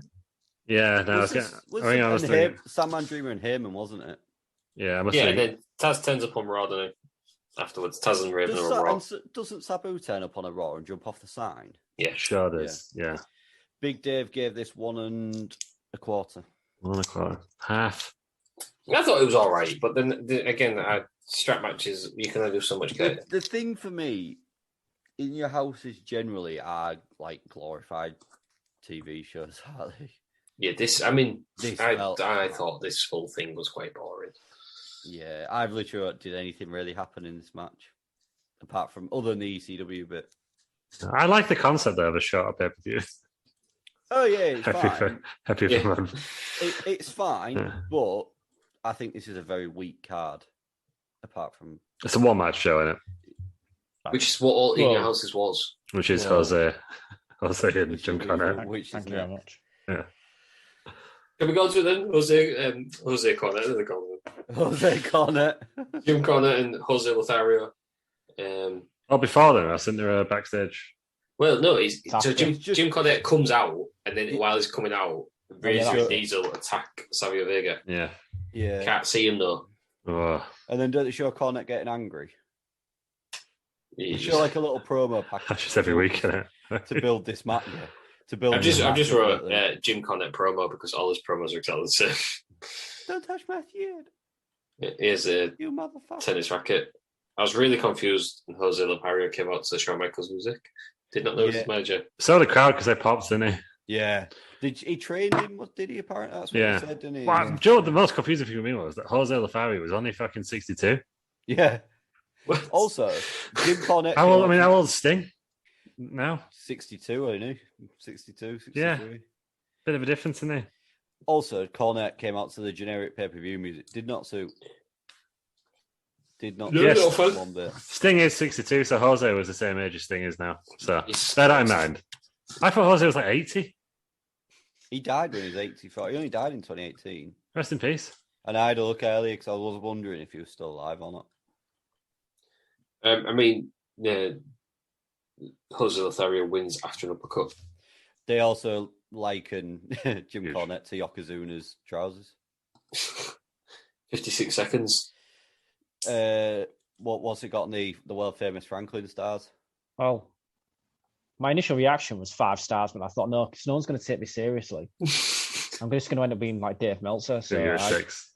I gave it a -5. -5. That's worse than Dave. Dave gave it -1. I'm surprised he didn't do this. No, because Dud's better than mine. Yeah, Dud's 0. So that's -1's No, but worse. I thought under a minute he didn't give him ratings. This is 96. So Depends on losing, I think. He's a bit, yeah, he's probably a bit more reliable in about them. Yeah. I mean, it is what it is, isn't it? You like breaks the show, doesn't it? 9 on is a minute anyway, and at 57. So I don't mind a bit of comedy wrestling. where was the Yeah, comedy again. then in this? I don't know, but you know what I mean. Like just daft shit. I just I don't like Jim Cornette anyhow because of his horrendous like takes on wrestling. But I just find his character. I just want to turn off. And I know he's supposed to be annoying, but he does the same thing in every match, and I just don't get the. I just think it's shite. I don't know how he's so famous. He was like one of the first managers that Yeah, but he's terrible. He's awful. I just want to turn it off. I would skip through every Jim Cornette match if I know he's out there. Wow, harsh words on it. I just think, what does he bring? Can bring anything?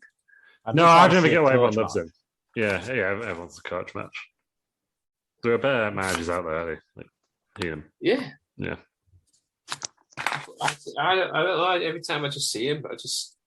I mean, I've not watched much of him, and most of it has been when he tried to bring the NWA into WWF, and that was shite, wasn't it? But I was just like, why is he a thing? Why is he so big?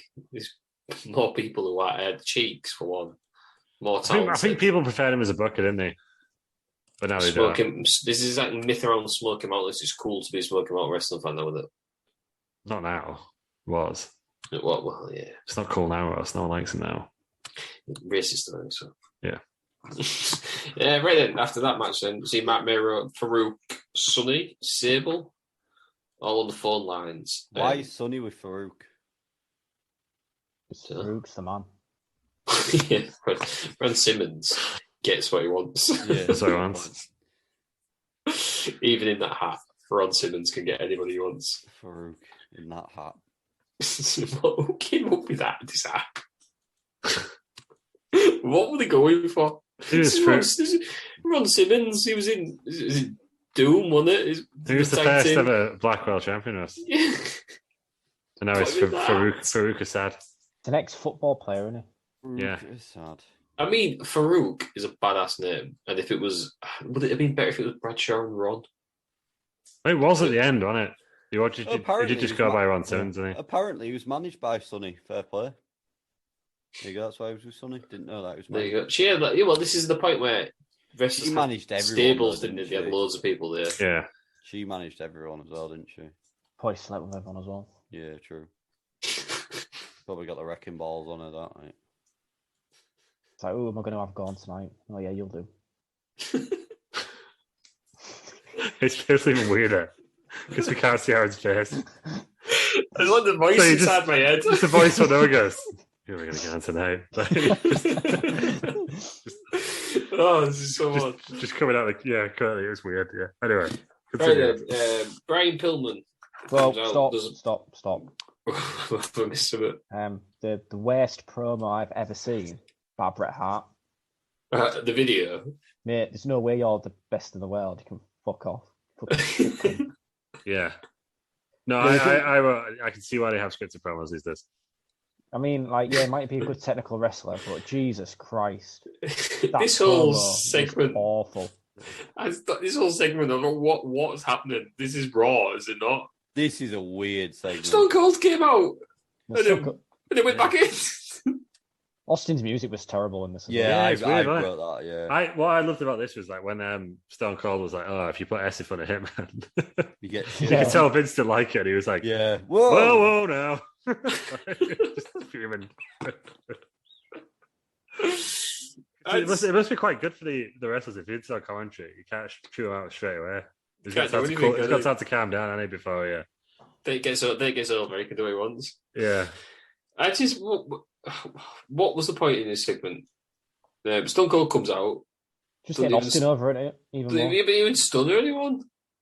No, he's only been Stone Cold for a couple of months at this point. Yeah, right? he's not been it very long, has he? That's why he didn't have the glass shattering yet.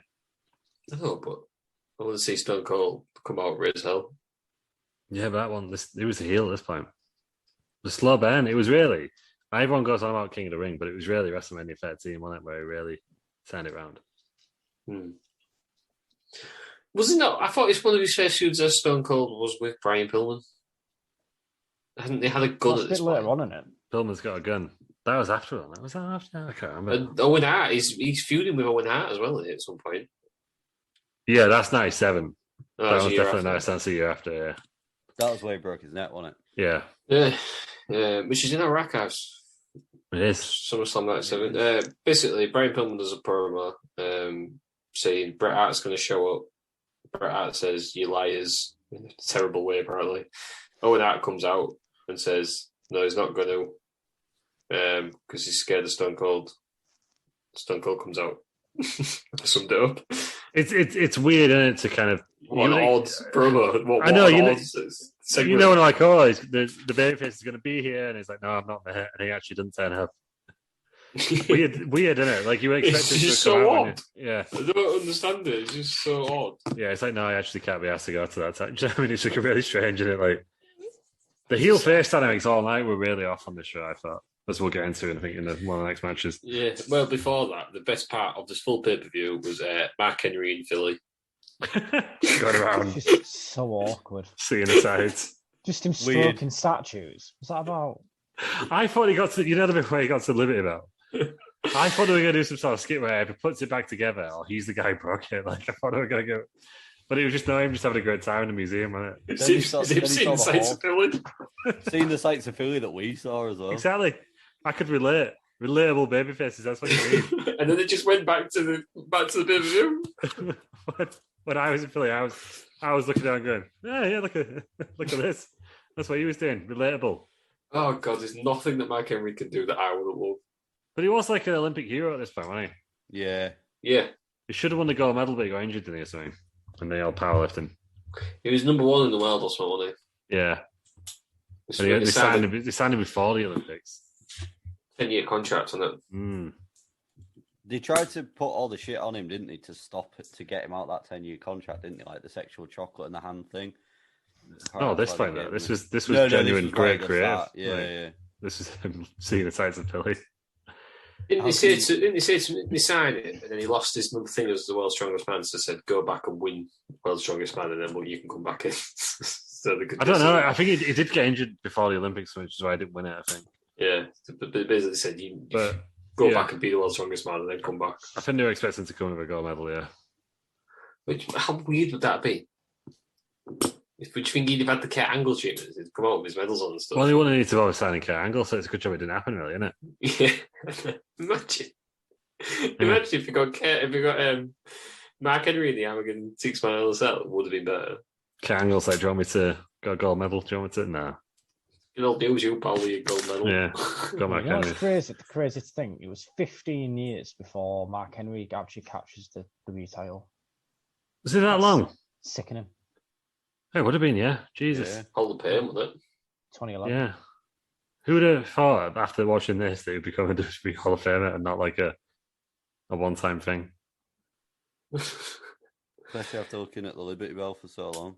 I mean, that's Yeah. it's quality TV. I was really hoping for a skit where he like goes pushes the bell back together or something, fixes the bell. I thought that's what they were That's going. later on, isn't it? Where he's doing all his feats of strength. Yeah. let's get him over. Let's make him a tourist. What? Just American. The Liberty Bell. I mean, that's what we should have got from Vince, really, wasn't it? Yeah. He should have been like in the background going, the Liberty Bell when he was looking around. Then he should have picked up that horse. Yeah. The horse. No, wait, you actually think is this going to be all of the like wrestlers in Philadelphia? If I know he was doing that one, it's only one way where the skyline. I'm sure that happened actually. I think it did happen. You see, it's going to be everyone because that's what they do now, isn't it? Oh, WWE have been doing this in the city this week.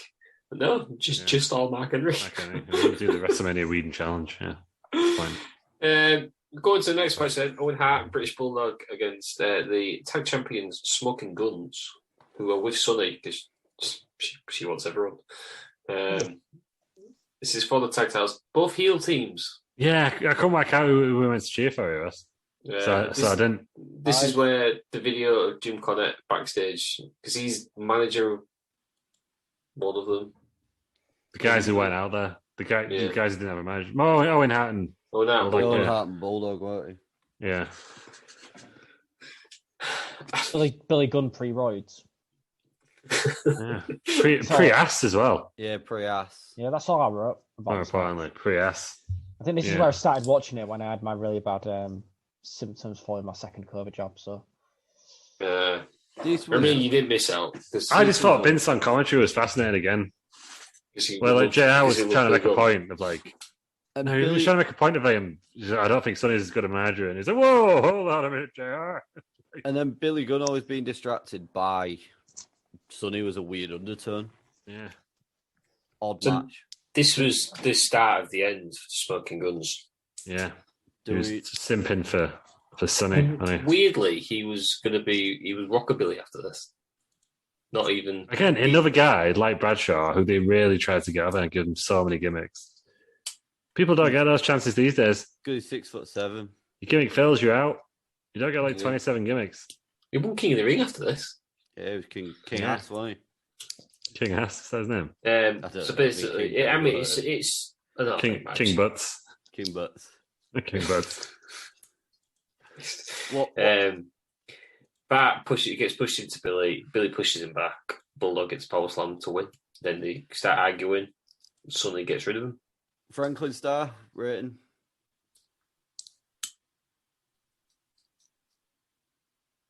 Silence 6 volumes. Anticipation is killing me. He's gone. Yeah. What this show's fell apart. Well, Big Dave gave it 2 1/4. I think Aaron gave it 2.5. Yeah, close. Close, but not a go. I think. All I can hear is a maniacal clicking. Oh, that's me. I've got so mad.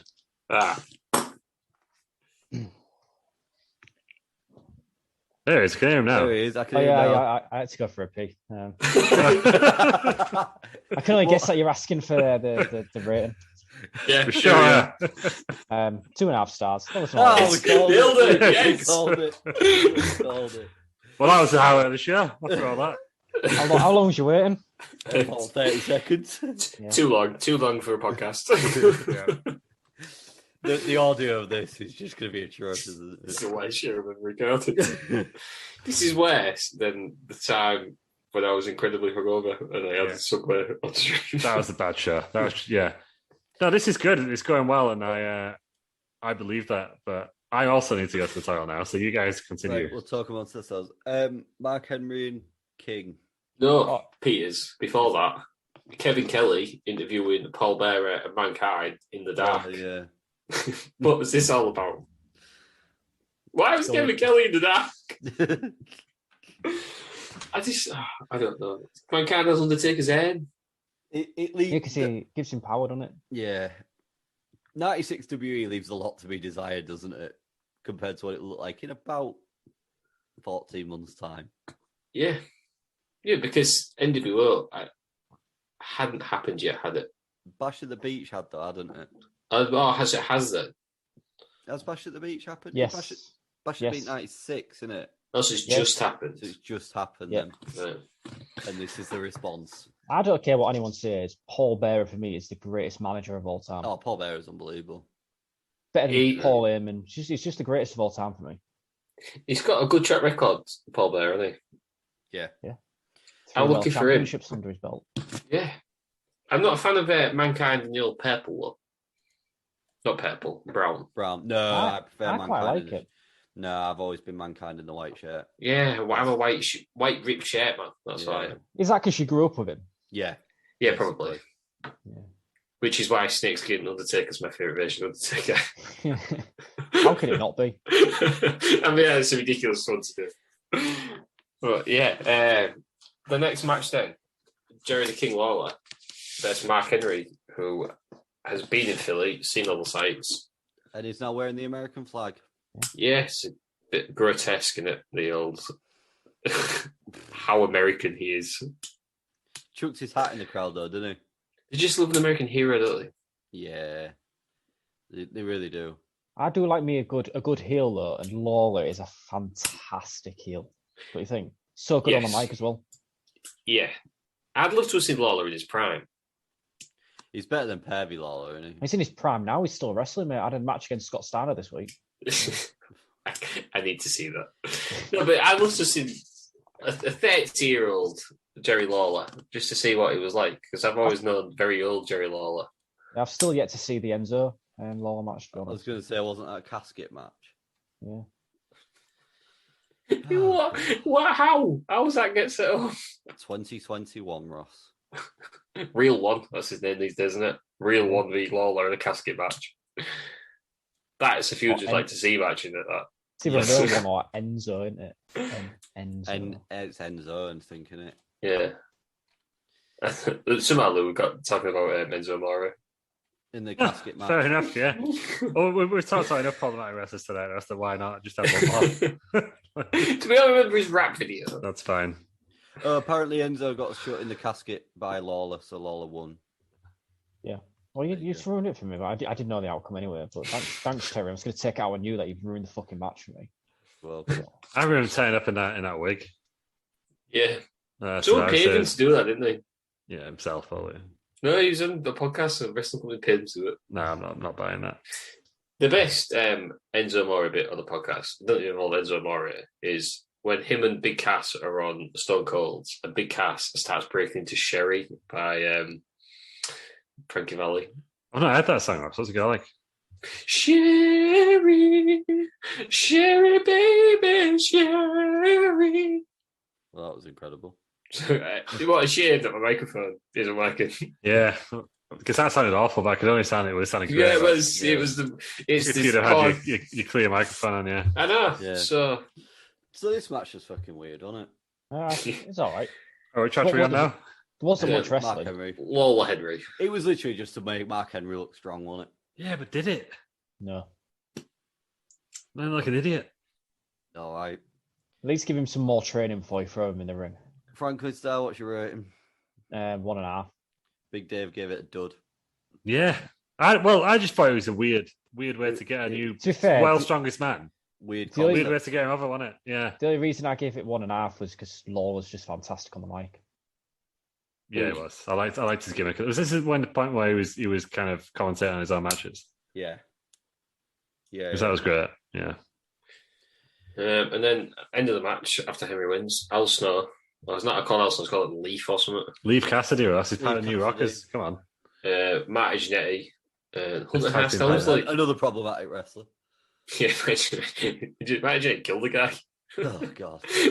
Yeah, then I made it on Facebook. And then Hunter Hearst Helms as well. What a random trio. All attack Mark Henry, and he clears the ring after the bell. This is more like it. This is, remember that moment? That's the point. Oh, you can fight, but you can't wrestle. I mean, that's Is this the second time that Al Snow's saved someone's life then? Because Mark Henry could have literally crushed Jerry Lawler. Second, yeah. possibly, yeah. What a lad Al Snow is. Yeah, leave. I don't know. Wouldn't you just put him with somebody really small who could just chuck around the ring? I don't know if this is his first match. Yeah, that's what I'm thinking. Sean Waltman, where's he? Is he there? No, he would gone across, hasn't Is he in WCW? I don't know. Not in the title picture, that's where he is, for sure. Yeah, just some geek who just gonna bounce around. So that's how they do it now. Whether that's good or bad, I don't know. But it was a weird concept to get someone over, I think. Yeah, really Somebody was. just to chuck about, yeah. They probably Yeah. wanted someone reliable to let him chuck about though. So Yeah. this match came about because on the March 11th, 96 episode of Monday Night Raw, he press slammed Jerry Lawler, who was ridiculing him while interviewing him. There we go. So this was his debut match. Yeah. A lot of history making show. And then on SummerSlam, he came to the aid of Jake the Snake because Lawler was doing stuff to him. What do you think of his get? Yeah, I just say it's grotesquely American, wasn't it? Yeah, it's great. Right? I have Gable Stevenson wearing something very similar when he starts. I don't think they'll dress him like they'll love a singlet, don't they? He'll be in a singlet. Is amateur wrestler? He's got to wear a singlet. Yeah, but there's already a brilliant person wearing a singlet. Yeah. Ron Breaker. Of course, yeah. I thought you were going to say Chad Gable looks release him. It's fine. Yeah, I know, but I have no feel for Chad Gable because there's now like better people than Chad Gable that beat Chad Gable. Mm-hmm. Oh, you gotta, not everyone can win. That's not a very nice way to talk about Kurt Angle's son. It's Jason Jordan. Same person, really. He's a producer. He's a producer now, yeah. High up producer no less, I think. But I think he could try and get back in the ring, but he just lost point. And that's his thing at the moment, from what I've heard. Backstage sources. You know that weird angle he had with he was tag team champions, he got knocked out, and he was trying to carry on in the match. Yeah. That was odd, wasn't it? Yeah, life, yeah. Bill Jordan, that wasn't even real, though, was it? Could have been. Life imitates Ross. Wasn't real, though. It was pretending. Yeah. How bizarre. Next match then, Goldust versus Undertaker. Unfortunately, he's just in his normal go. Well, original Undertaker in this stuff. Purple gloves. Goldust is with Marlena. This has been billed as a final curtain match. And thank God it was the last one because it was 10 minutes of pure shit. How the hell did this get 10 minutes? Well, was it just no DQ on it? I was expecting like a.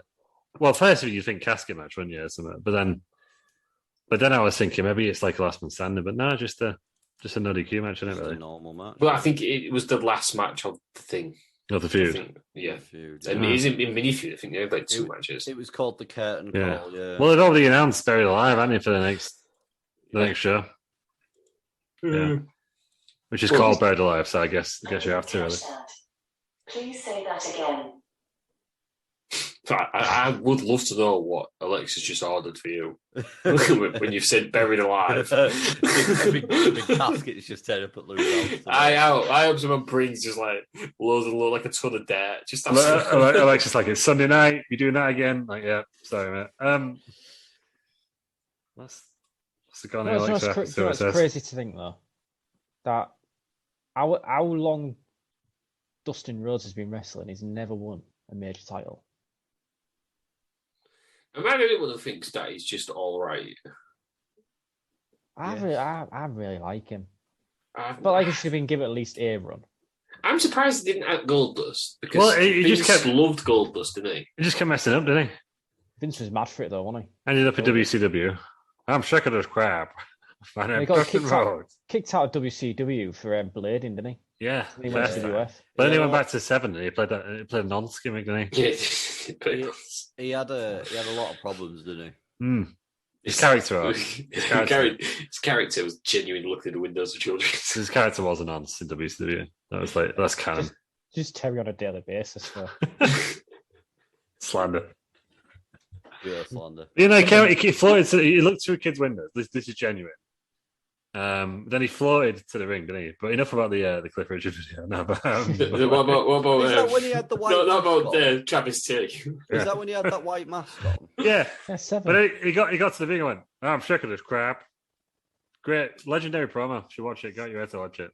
We have watched that, right? If you watch one thing from today's show, don't make it any of the matches on the show. Watch Goldust 7 promo. Have we not watched that at some point? I'll probably send it to you. Is it in between? Did I do it in between matches on the Twitch stream? No, I should do really. It's great. I'm sick of this crap. My name's Dustin Rhodes, and everyone's just like, for fuck's sake. It was like, I don't care. And anyway, then it was Black Rain. He's had some shit gimmicks, really. He's had every gimmick. There's Goldust, but not Goldust. He wanted tits, didn't he? Yeah, I was about to say he wanted tits. I saw that earlier on. Even Vince was like, no. You know, Vince considered it. Yeah. Vince considered it and then was like, actually, no, I can't do that. But the Black Rain, apparently when he was Black Rain, he was struggling really badly personally. Yeah. Have substance. Yeah. Speaking of men with tits, I once watched like cheeks. It was like I think it was a countdown show on Channel 5, like 3 in the morning or whatever. Not a countdown. Yeah, a countdown show. Oh, okay, right. And it was like top 50 men with tits. No, it was like weirdest like body alterations. So there was like the guy who's got like a lizard tongue. There was that guy who was a cat and that. Oh yeah.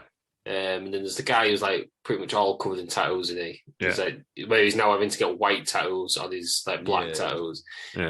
And it was like I think he was like a comedian or magician in Vegas and dared him to get some tits. Genuinely got some tits. I feel like I'd do something that Terry do on his stag do. Terry, go and get yourself a pair of tits. So, any Sorry? confirmation? No. Hello? No. Hello? No, he's not going to do that. He's not getting tits. He did buy a pack of beef jerky on night out once, though. So, so that's the same thing, isn't it? He once created his own shirt on the night out. So Yeah. he's had some mad stuff. Done some good stuff, yeah. Lads, I think you're distracting him from his phone. Just the voice. The voice is just shouting at him from behind the scenes. Oh, it's the voice in my head.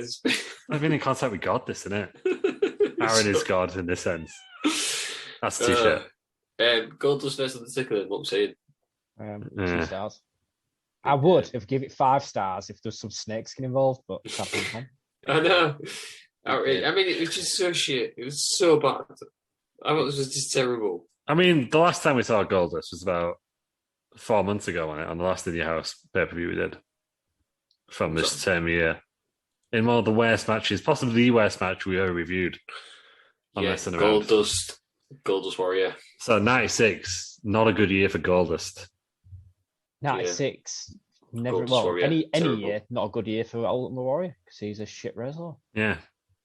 Can't Agreed. wrestle for shit. Shitty wrestler. What is shitty wrestler. happening with...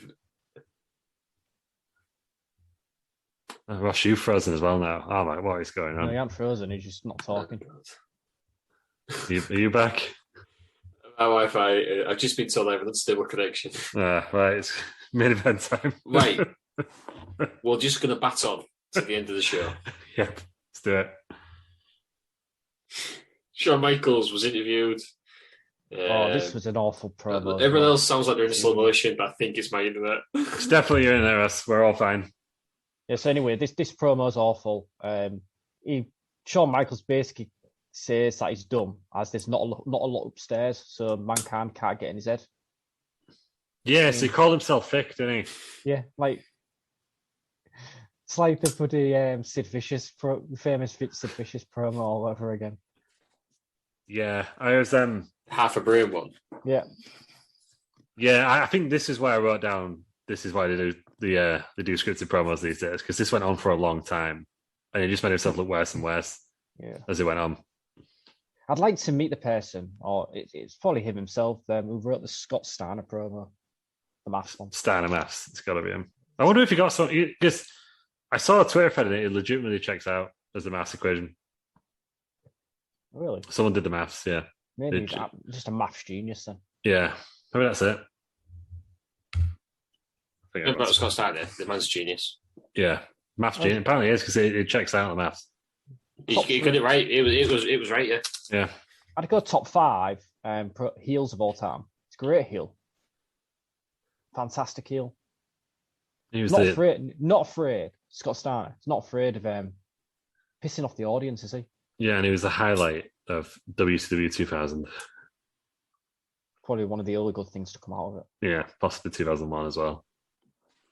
Great stuff. And 99, 98, 97, 96. Just all of it all the way through. I didn't see any like rip-off version. Anything Scott Steiner's in, he's the highlight of it. Yeah, Apart from his WE run. That was awful. yeah, it's match with Triple H. Was it Triple H? Royal Yeah. Rumble? Drizzling shirts like. Yeah, he had I want to say like club foot or something. I think he had club foot. Yeah, it was injured. He He had was like still a- injured when he... I thought that was like a right. Yeah, He had like a foot infection or something. right. Yeah, it makes more sense. I don't think it was club foot. What is No. club foot? It's a Kasabian song, Russ. It's a thing, club Yeah, foot. no, it's also it's a disease. It's a bone development. It definitely not that. It's a birth defect. No, I've just googled it. No, I did not. Yeah, I was gonna say I didn't have that. Crying out loud, for sure. He had a foot injury. Yeah, very different. Yes.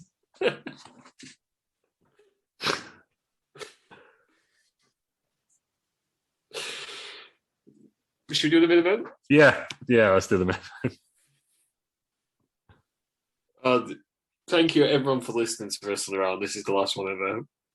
Possibly. Mankind vs. Shawn Michaels for the WWF title. Shawn Michaels is the champion. This went 26 minutes, and I really enjoyed it. Mankind came down the casket. Mankind came out, and Vince says, Mankind, the next WWE champion. Which is weird because he only debuted a couple of months ago, hasn't he? Yeah. And apparently Vince didn't like him. He only signed him to teach Jim Ross, what was it? Disappointment or something. Can't remember. Jim Ross won it and he was like, I'll sign him so you know what it looks like. So one of your favourites don't get ever. It's one of the greatest of all time. I'd pay very good money to spend a day inside Vince's head. Well, you can do it. That's every Wednesday, 9 o'clock, twitch.tv. /Wrestle Around. That's what it looks like. Just imagine the thought process of, I'll sign this guy just to piss off one of my loyalist employees. Yeah, that's what he did, apparently. Oh, Christ. I like to think that's why I got hired, just to piss off Terry. Hello? Terry? You there? No answer. There he is. But yeah, right. I anyway. can't tell if everyone's frozen. We're all out of sync, I think. It's going horribly wrong. Struggle through this main event. It was a really good main event. It's in the mud. The Wrestle Around's in the mud. Technical difficulties, guys. It's been quite a challenge recording this week's episode, hasn't it? Yeah. I think everyone's here now. Ross is just about 10 seconds behind everyone else. Again. Yeah. Yeah, he is. You can tell. Yeah. There's quite a delay. Christ. I'll just have to try and guess what you're saying. Yeah, no, that makes sense. Yeah. Yeah, Shawn Michaels should have been wearing snakeskin pants. 100%. Yeah, that's what. Sorry, I thought you. Right. Somebody else do the fucking finish. I can't remember what the finish happened. Right. So anyway, he wrestled. No, we need to go through the match, don't we? Because there's a lot of good highlights. So they wrestled for about 25 minutes, and it was a really, really good match. I think it was like if it finished properly. Well, the finish is. Yes, let's go through the match. For crying out loud. I was just messing with that one. Oh, for God's sake. So they brawl all over the place, right? And we get into the kind of the more modern thing of like the finish is happening. It's not putting people away, which I guess at the time was very rare for that to happen, whereas now I know it happens like every match. But these guys, I think it was like, and even like Vince was like, fucking hell, what a match, basically, on commentary.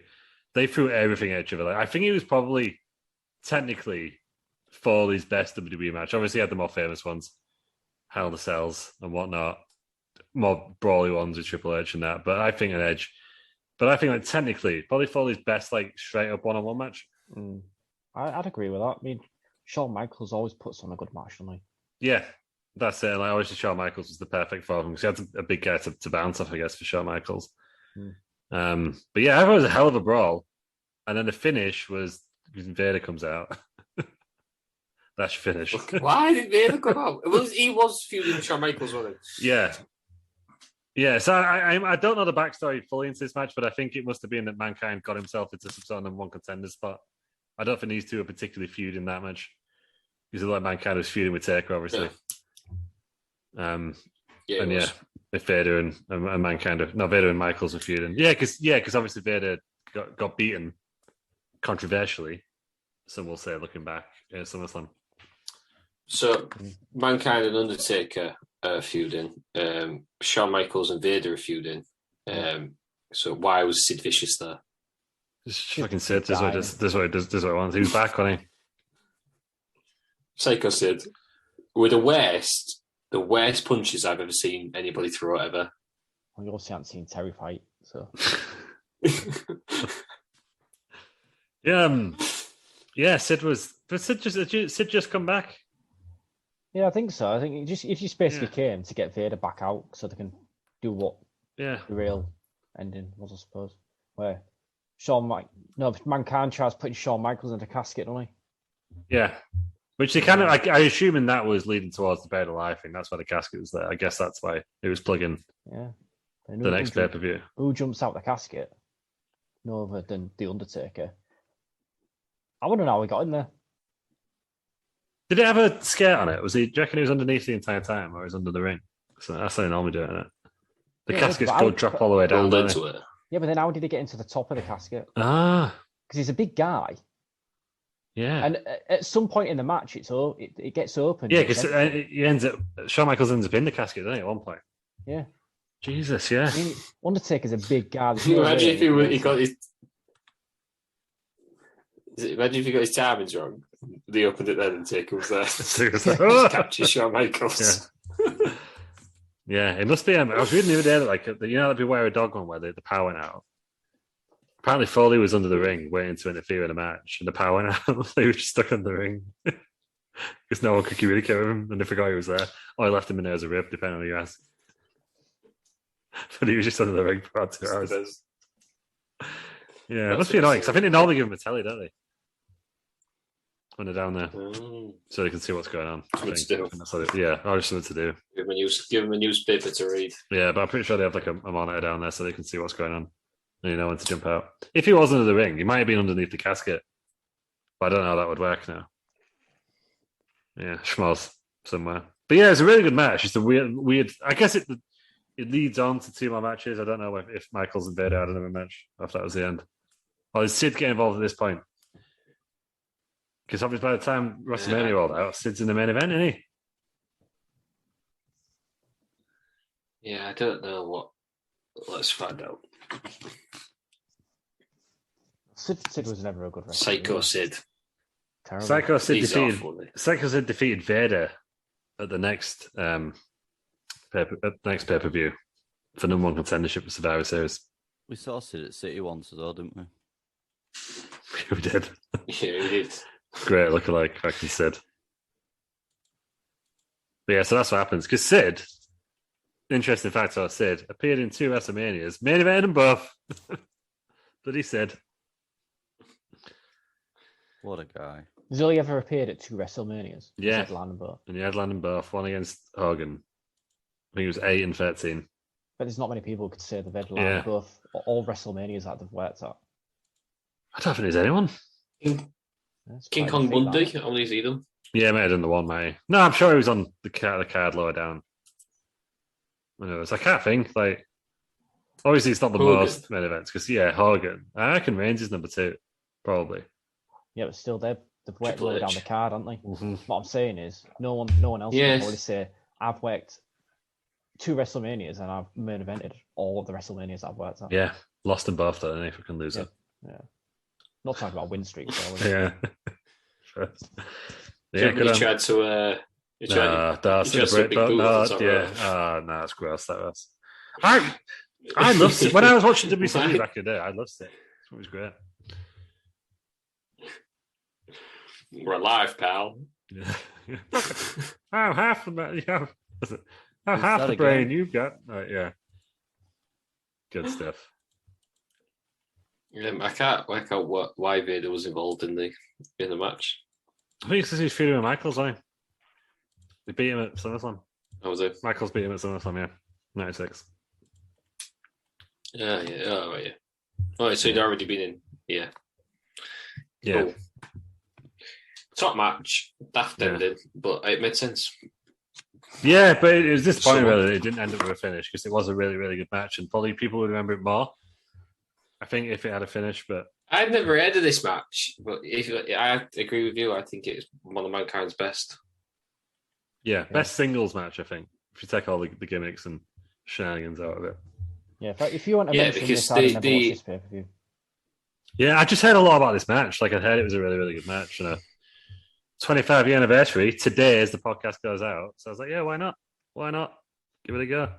It was all right, wasn't it? Yeah, because the Hell in a Cell match is not a good match, is it? It's terrible. Yeah, it's just a guy falling off the cage. The best bit is Terry Funk getting chokeslammed out of his shoes. Literally out of shoes. Yeah. But yeah, I mean, I think there's matches that I've enjoyed more, like Triple H and Edge. But I guess technically they were Mankind, really. They were Foley and Cactus Jack. But yeah, as a Mankind match, possibly his best one, and definitely his best like technical. I think Mick Foley himself has said this is his favorite match of his career. This one. Yeah.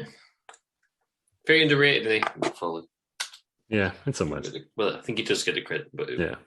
No, but he was really good, wasn't he? Yeah, everyone likes him. Foley. Everyone loves Foley. Showing. Mickles, isn't it? Yeah. Right then, what we're saying about this pay-per-view overall. I gave that match 4.6. I think I give it 4.6. 4.6.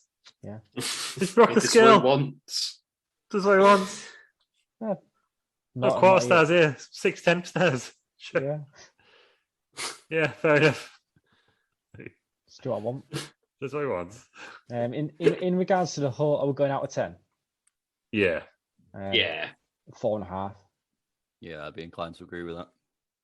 Be a bit more generous. I give it 5. I was going to give because it's a one-match show, really, isn't it? Yeah. But the rest of it wasn't give it that 5 because the last match, just boring. I thought it was boring. Yeah, the rest of it was. I didn't think it was like that offensive because it was only 2 hours, which if it was a 3-hour show and it was an extra hour dross, then this match. But this match took up like what at least a quarter of the show, probably like 2/3, really. No, not 2/3, like a third. It was about 45 minutes altogether. Yeah, so that's why it gets a bit bumped up for me. But it was definitely just. There's no point in. You might as well just start when the wrestlers are coming out. Nothing else to watch on the show, is there? Yeah, there's no. Watch Mark Henry look around Philadelphia for a bit. Oh, of course, yeah.